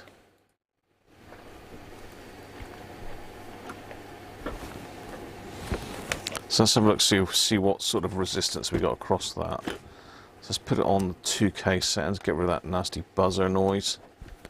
Let's have a look at what we've got in between those two. So there's a center one and the outer one.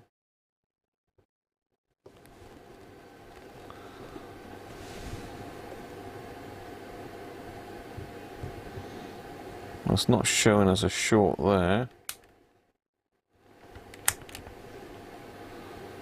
20K. I'm not getting anything across those. Unless it's just charged a cap up. Let's reverse them. Yeah, it's just charging caps up, unfortunately, so we can't. Yeah, it's not really telling us anything. Okay. Yes, it is an RP18, Aaron. Sorry, I thought... Did I have that on the screen, that? I'm sure I had this on the screen, didn't I?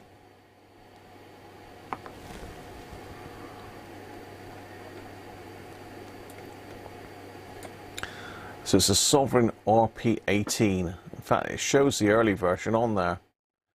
And the service manual date is February 1965, look.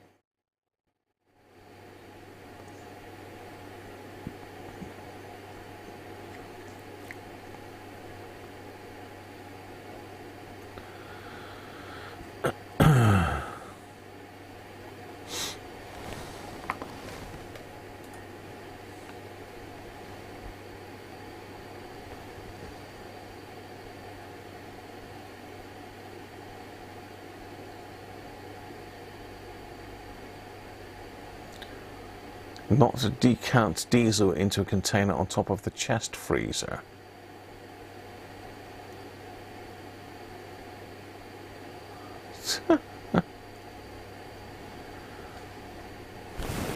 Yeah, see the blue heat shrink tubing, it tends to be quite a sort of light colour, but I think that'll do, don't you? It's not liking that colour. It's pretty good. I mean, it's a near match for the original. Right, we're gonna have to go a bit further. Let's we better start on this side and work our way back down around all these then.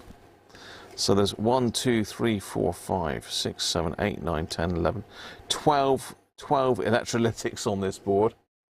12. When you're considering that these, something like that's probably going to cost about £3. 12 of those starts getting a bit expensive. But it's worth doing these because they do look nice. And the ones I've done in the past as well, I said that a recap has improved the sound no end, but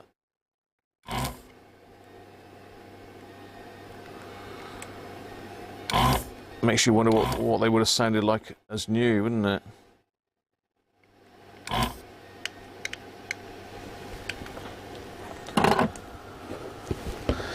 Right, let's get this next one out.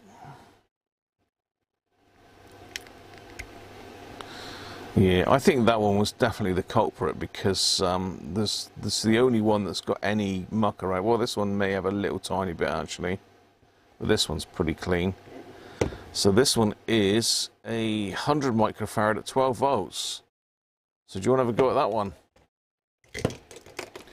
100 at 12 volts.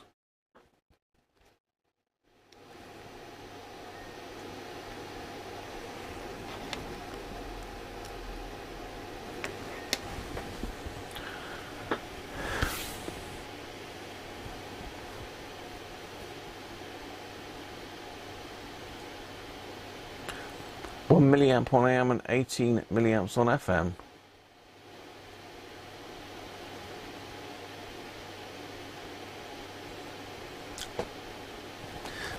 The never do this again list.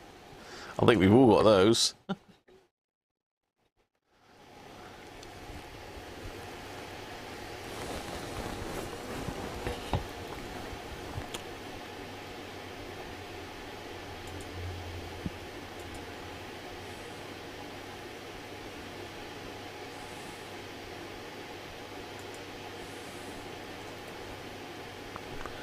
'll download that service manual because I haven't got on the computer. I've got a hard copy of the RP18 service manual. I've got an original Hacker one somewhere knocking about.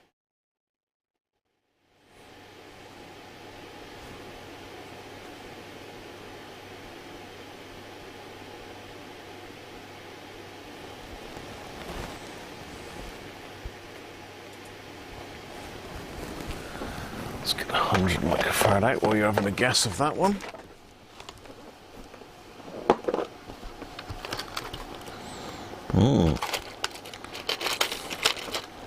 So I'm clean out of 100 microfarad blues. What have I got in the other one? Let me overflow actuals.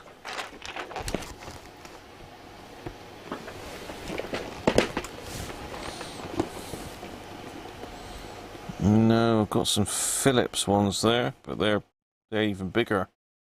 63 volt.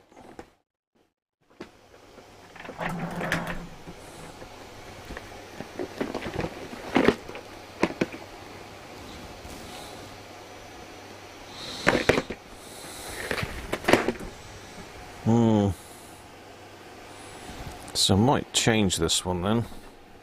I'll have to get in some 100 microfarad Vishays, won't I? 25 volts. What volts was that? It's 12, wasn't it? Yeah, 12. So these would be okay anyway, but I'm just being fussy. You know what I'm like.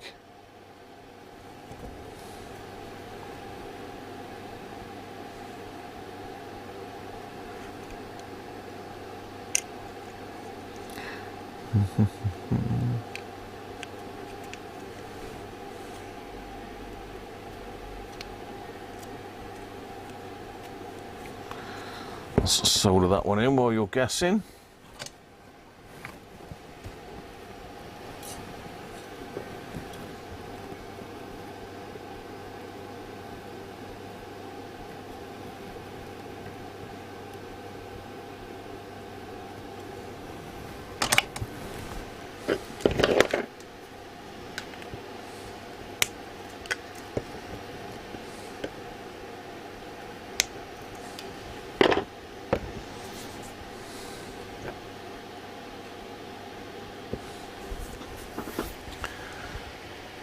There's Les in. Afternoon, Les. How are you, mate? I haven't seen you for ages, Les. Andy B. Hi, Andy.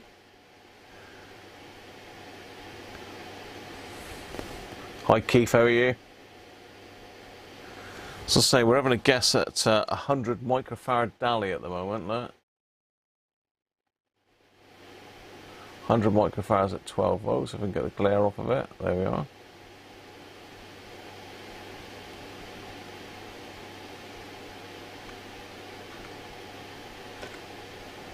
You're DJing on Mi Amigo. Ships more at Harwich at the end of Christmas Day. Till 3 AM. Well, we'll have to listen out for that, Rolf. Whoa. Emergency tea supping time. I think it's emergency beer time, isn't it?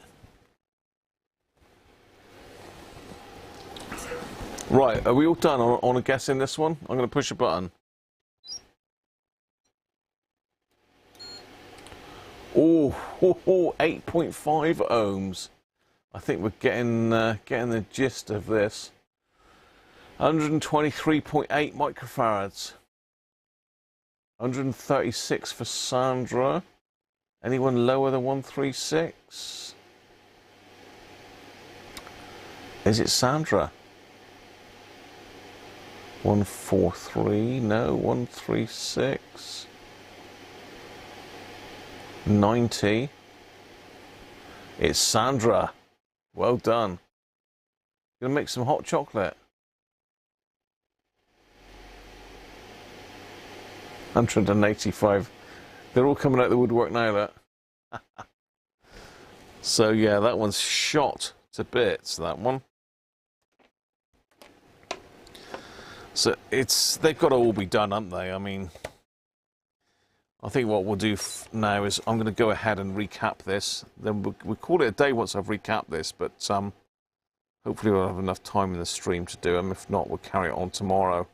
Because this radio is going to continue into tomorrow's live stream. So, as I said, those late joiners, I've got a bad back again, so I'm going to have to go off a bit earlier today, but hopefully it'll be better tomorrow.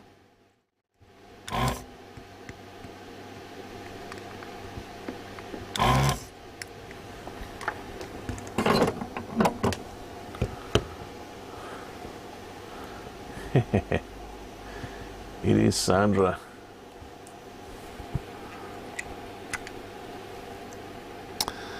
Okay, so what have we got here then? We have got a 250 microfarads at 12 volts.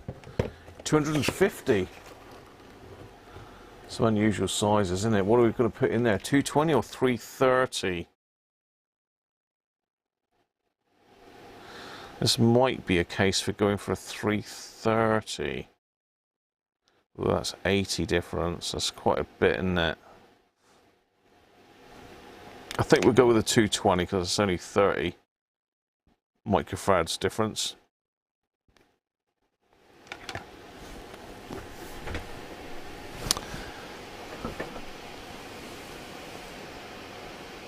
Cost £40.95 in 1964. What's that worth these days? Theo, how you doing, Theo?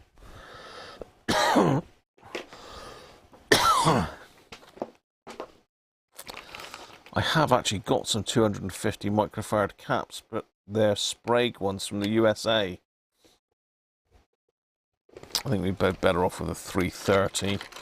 Oh no, I was going to say 220, wasn't I? 220.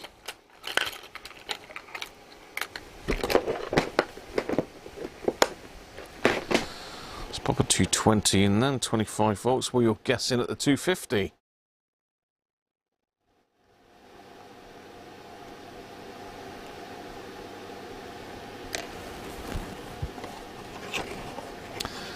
A little bit of a clean-up on that one because it's got a bit of leakage showing around it, I reckon.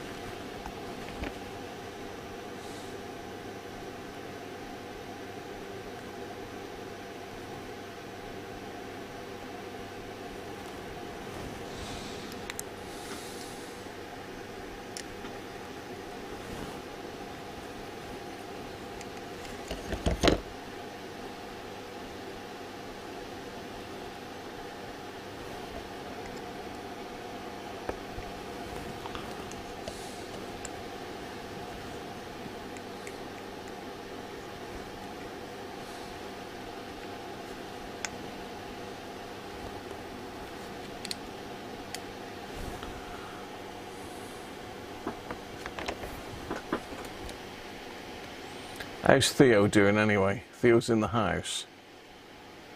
Looking at Les's something. He's at the daughter's, Les.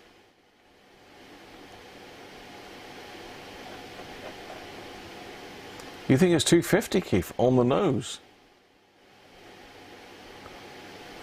Yeah, I wonder what that is in today's money, Aaron. Andy Beck, how you doing, mate? Sandra's got high. She might know something. Thanks, Aaron. I hope it does, because I say that was painful this morning trying to get out of bed. Very painful. Sovereign has decided it wants to turn itself off now because it wants me to buy a new tip. That's what it is. So I'm just going to solder this one in, then we'll try and work out what this one is.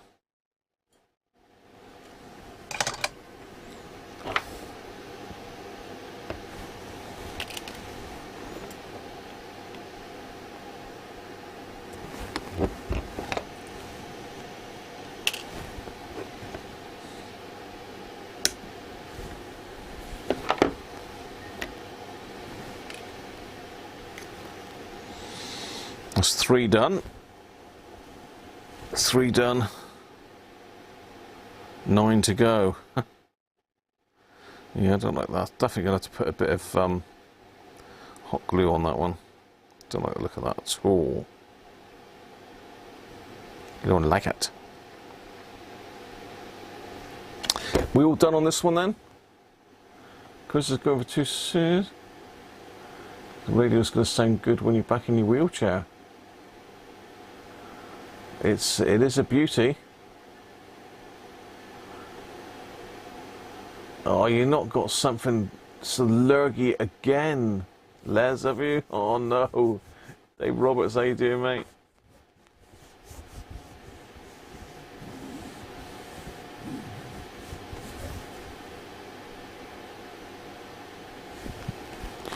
Let's do it.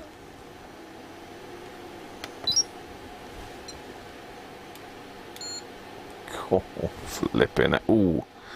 293.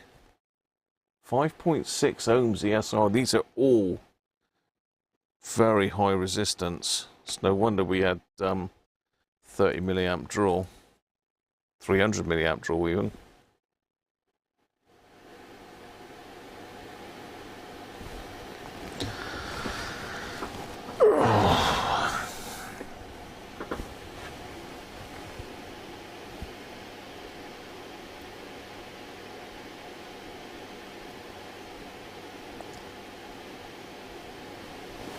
So who's that then?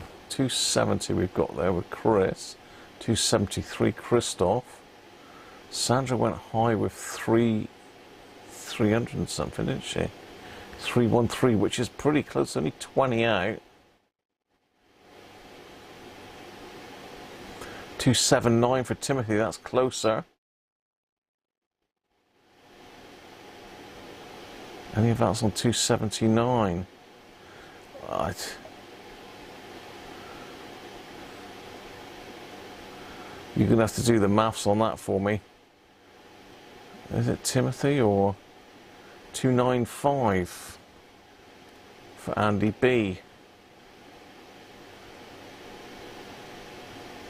What did we say it was? It's gone off now. Let's see if it'll test the same again. 289, yeah, it is Andy, isn't it? Gotta be. Oh, hang on. No, SciMap, 289.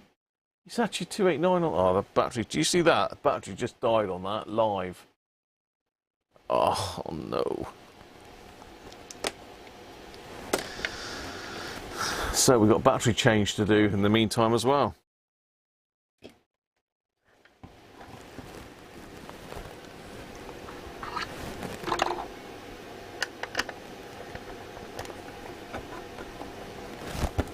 A live peak battery change again. They do eat the batteries, these things, don't they? But it does get a lot of hammer. I suppose to test caps, maybe it needs a better current draw. No, I had some of these on the bench yesterday. I thought I'll put them safe to one side, and here we are. So that's the batteries they take. 23A, 12 volt.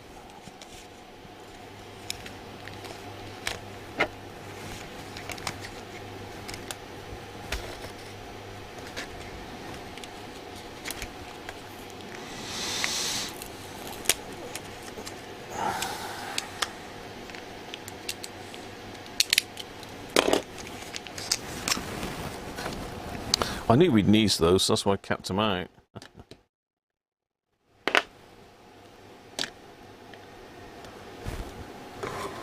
So you can't see there, can you?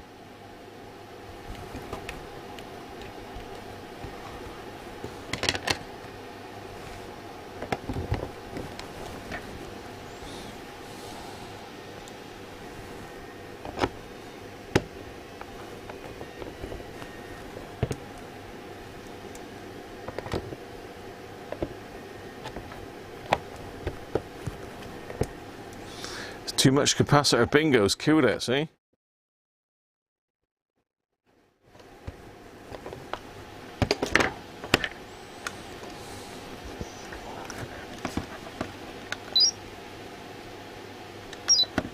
Fine. Right. Let's go with this one next.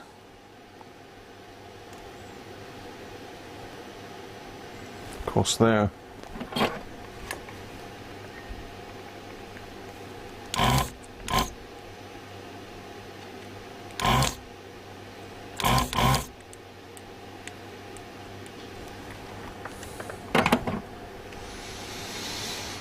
Yeah, I think I'm only going to get a couple more of these done now because I've got to do the advent calendars as well. Been on a fair bit of time. C10 this one is then. So this is a 10 at 25 volts then. 10 at 25 volts.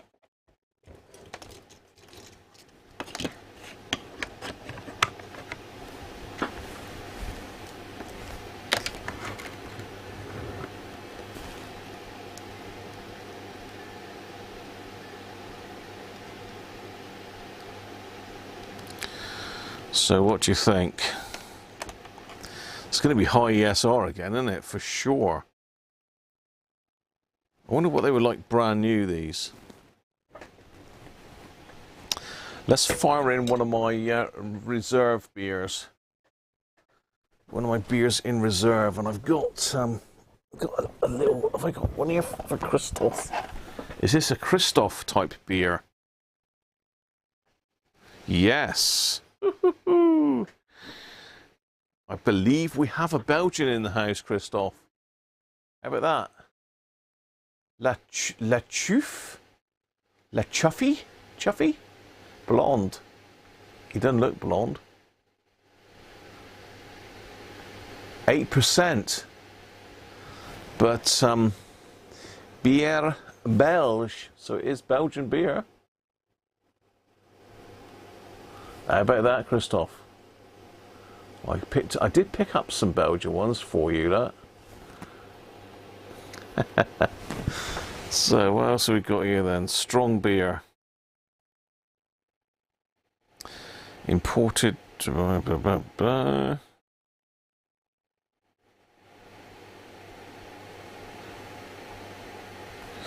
Just trying to see what it's made by. Product of Belgium.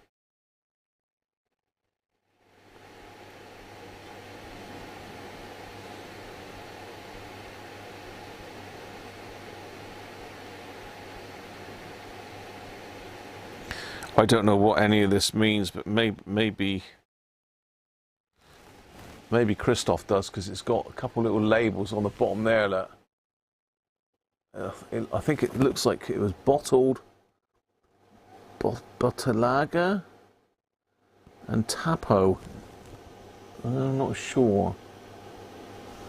Not sure what that means, Christophe, for Belgian beers. Maybe that's some sort of mark of them. I don't know. Anyway, let's get back to the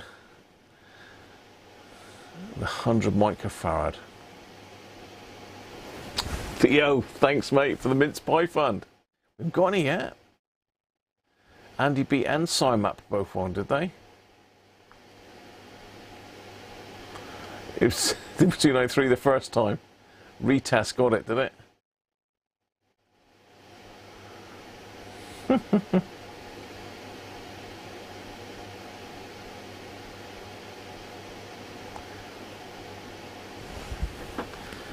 Oh. The new model uses an AA battery. Those batteries contain button cells, do they really? It's a very hard metal cover on it, crimped together. Could well be button cells, couldn't it? I'll take it you've had one apart, Timothy.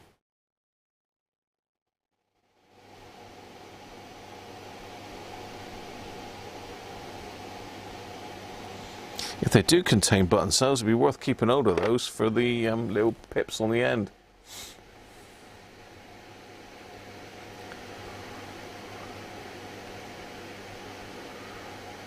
Dog walked, great. Martin, how are you?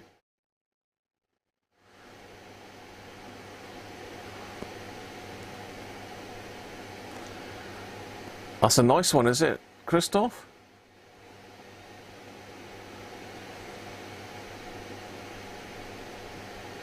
$1.5 litres. We can't get that over here. Oh, they're export labels, are they? Yes, it is 12 volts, Harvey. There's a little GP Super.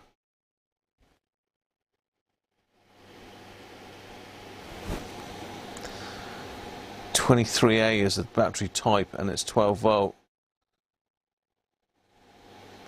Alkaline. Super alkaline, apparently.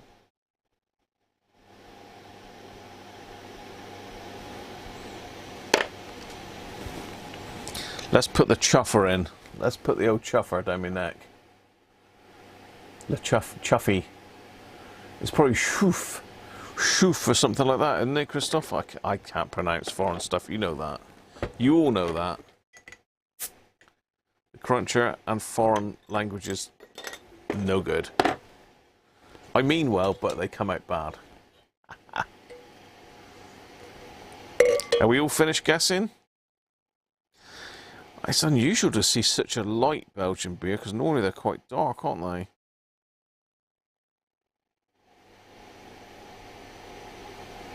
I can't show you the colour of it because it's gone in my tankard with where everything goes, but it is a very, very light straw colour.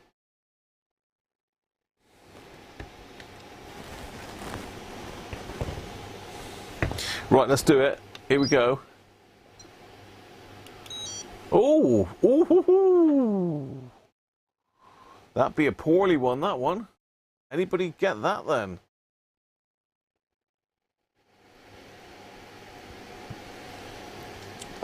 Cool, that is proper stuff, that. Hoo-hoo. Well, that warms the cockles.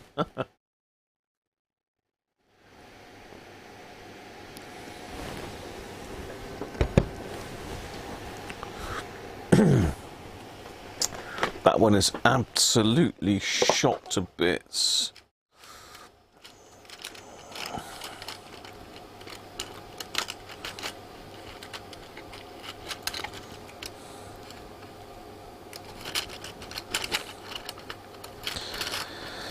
I've got a Phillips 10 there. I wonder what that one's measuring, because that's a new old stocker. Let's try this new Phillips a minute. 10 at 25 volts. This is 10 at 25 volts. Is this a Phillips?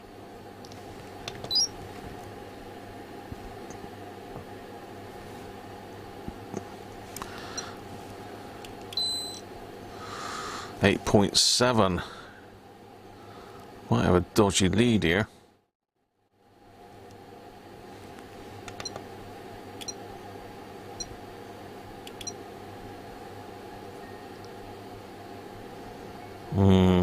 We've got a dodgy lead here somewhere. Again.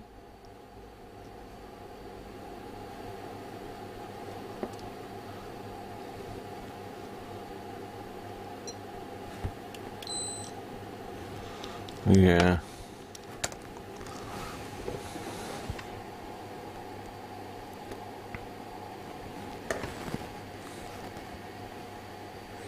Oh, well done, Ben.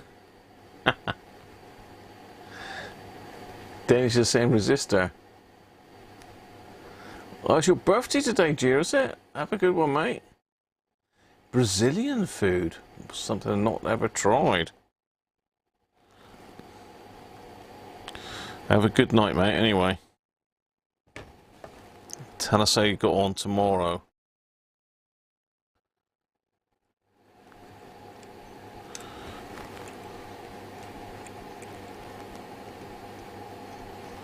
Sounds like Maddie's playing mummy up down there. She is a pain at times, she really is. Still got a poorly leg though. Can't really take her for a proper walk. Not like she's used to, she's not happy about it. But veterinary's orders.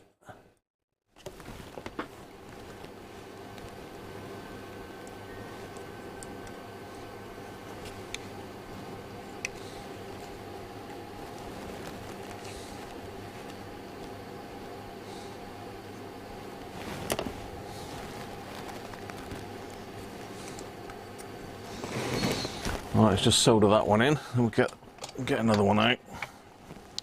Being I've got the la chaff or la chouffe.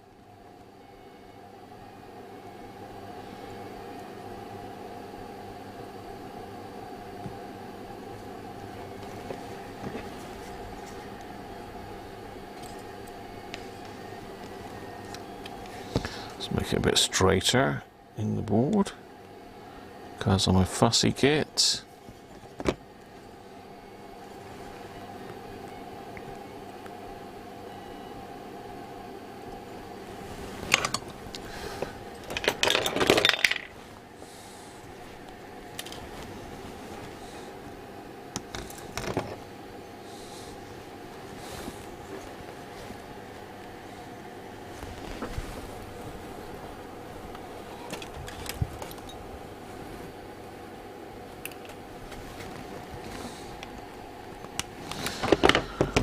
Okay, that's 4 done. Let's do this one here last. And then we'll get on to some advent calendar fun.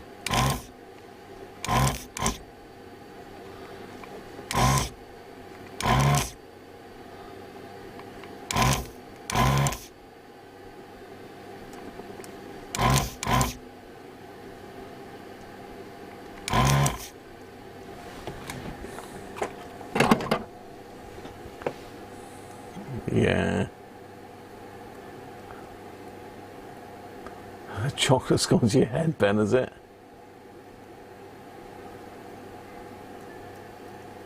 Team Humphreys are on a roll. Look out. Are they going to get this one?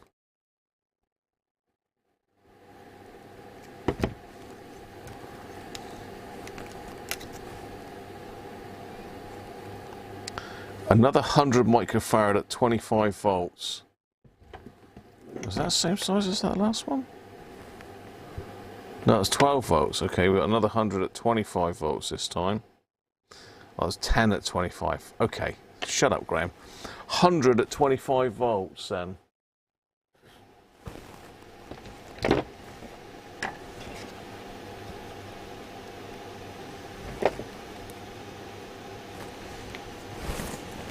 We'll get me last of me chuff in.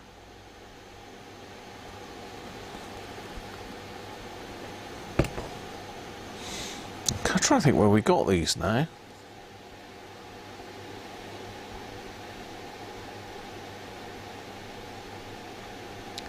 Oh, imported by Duval. Ah.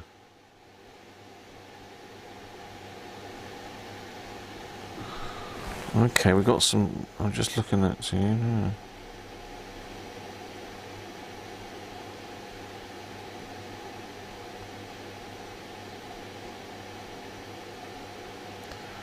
Looks like Achuf is the place, is it?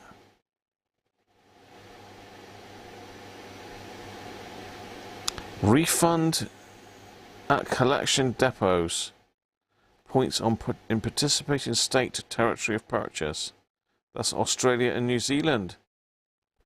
Giving you a refund on the bottle. You don't see that these days, do you? Always remember we used to have to take the lemonade bottles back for money back. Right, so let's find 100 and stick in there. 100 at 25. What are these again? These are 25s. Stick another one of those in.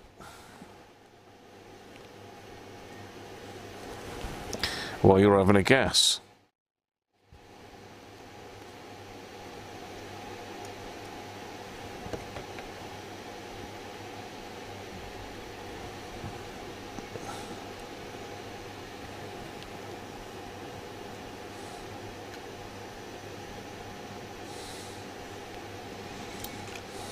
Okay.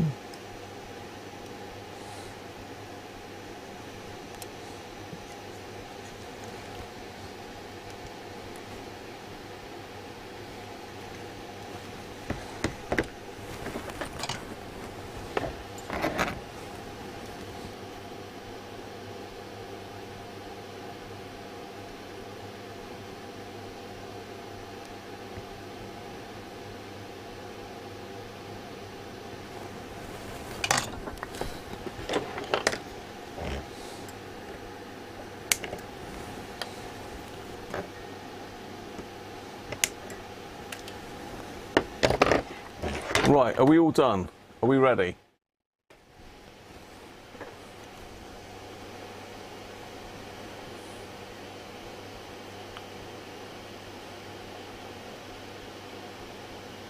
Brewed in the town of Achuf. You have refunds on all beer bottles. Ah. We don't, as far as I'm aware. We might, someone might tell me different, but as far as I'm aware, we haven't got any bottle refunds here.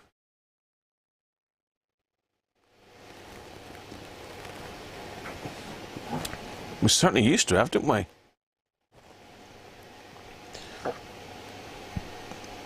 We got bottle banks, but you don't get anything for chucking bottles in bottle banks. They get a bit of hammer over the Christmas period.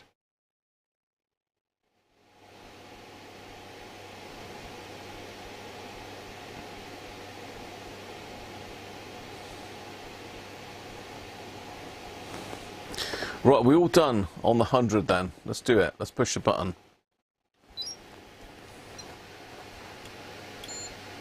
Oh, 178. 178. We've got 189 there from Bob.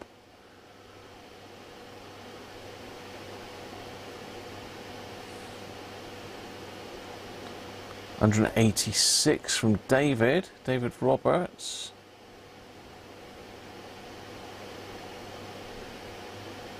I think it's David, isn't it? David Roberts. I think that's David Roberts, David. I think that's you.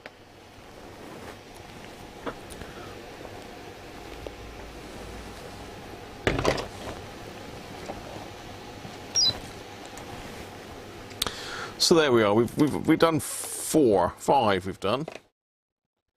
And so far they've all been bad. So pointless trying to power it up still, because we could damage those quite valuable transistors, which we don't want to do. It may have already done it, to be fair, prior to me even looking at it. We could already have transistor damage because of the knackered caps.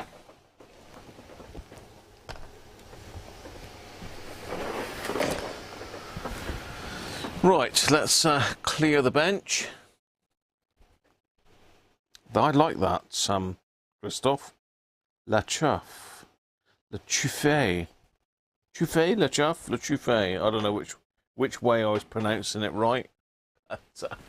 Obviously I'm fluent in Belgian now.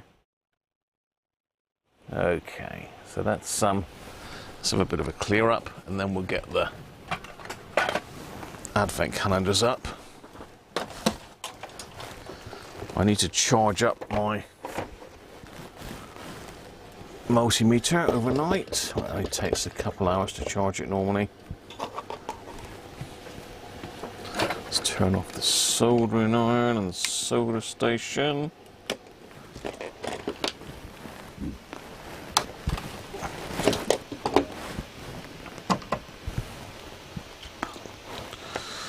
Let's keep all these bits together.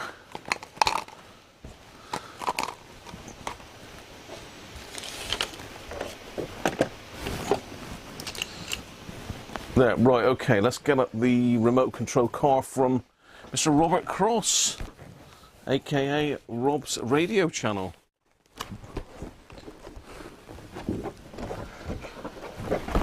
Choof. Choof. La choof. Not chuff. Choof. Sounds like a sneeze, doesn't it? A choof.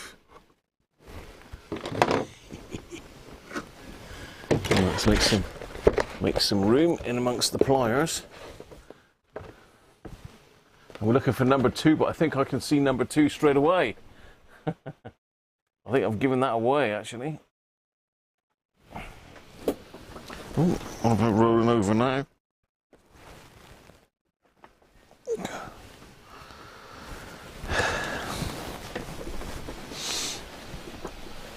So I'm sure you've all seen number 2 down in this corner. That's a bit of a giveaway, wasn't it?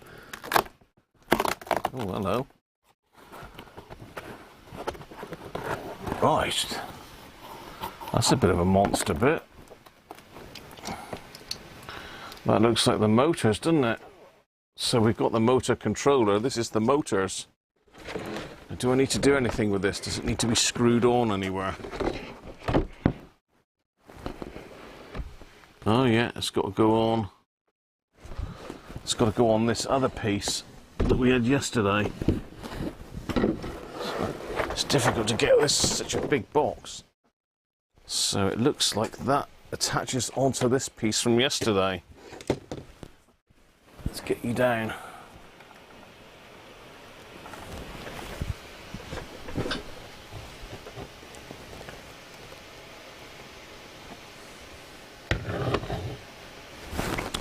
Yeah, it's rechargeable. It's an Agilent, or Keysight as it is. It's a Keysight meter, that one, Joe. Very nice meter. It's nice and robust. It's all rubberized. It does everything I need it to do and a lot more. Okay, so let's have a look, see which way round this goes. So the on-off switch is there. That is which way up? That is that way up. That to the right. So that goes in there. That goes in there, that goes in there, but it says... okay, it can't go in yet because we've got a plate that's got to come. The plate that's got to come to screw over the top there to secure it all in place. So they just sit in there by the looks of it, and that's our sort of floating axle, if that's what you call it. Nice. It's going to be a beast, isn't it? It's going to be a beast, that is. So there we are. So we're waiting for more pieces to join that together, yeah? So thank you, Rob, for that. And now we're going in with my Weira calendar from Mrs. Cruncher. So once again, let's see if we can find number 2. Eyes down looking.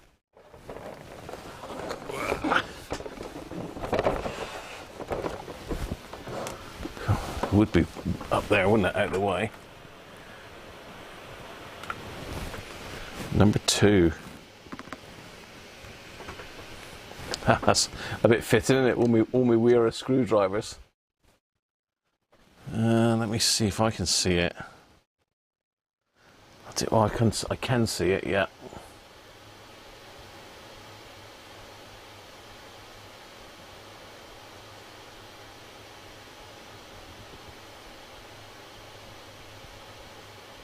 Below the front wheel from Sandra.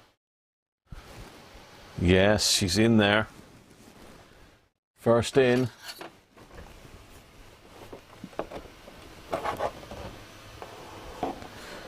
Is that both of these then? Is that one as well? Is it a double whammy?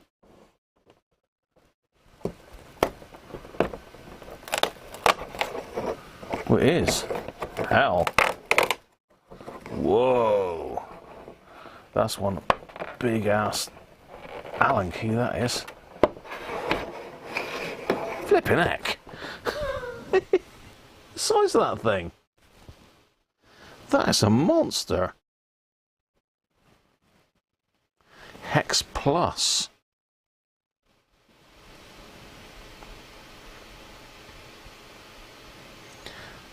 $8mm by the looks of it, or number 8, 8mm. Gosh, that was going on forever.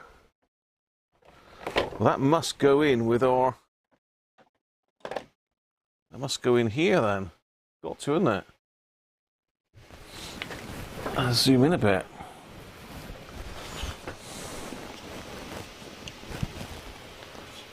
So this is the holder. It's got like a little buttons on the end here, so it looks like it slots into something else. It's got to go in there.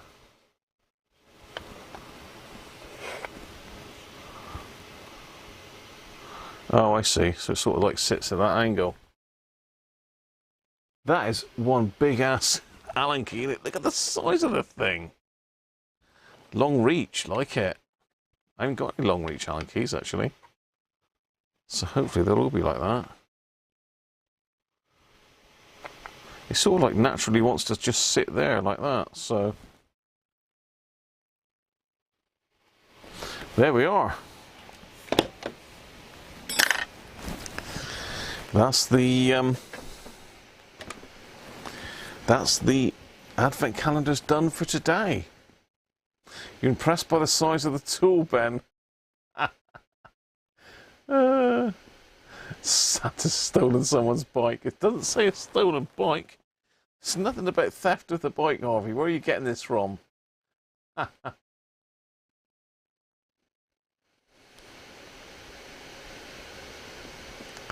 Cheers, Aaron. Thanks for dropping in, mate. And we'll catch you hopefully tomorrow.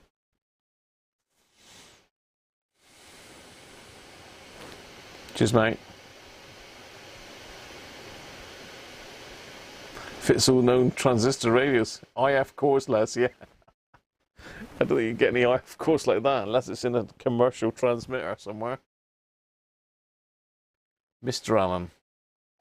Number 10 as well. I know. That must be huge. I can see the size of the hole. Let's not go down this route, really. You can see the size of the 10mm one. I mean, I can almost get my little finger in that. It's going to be huge.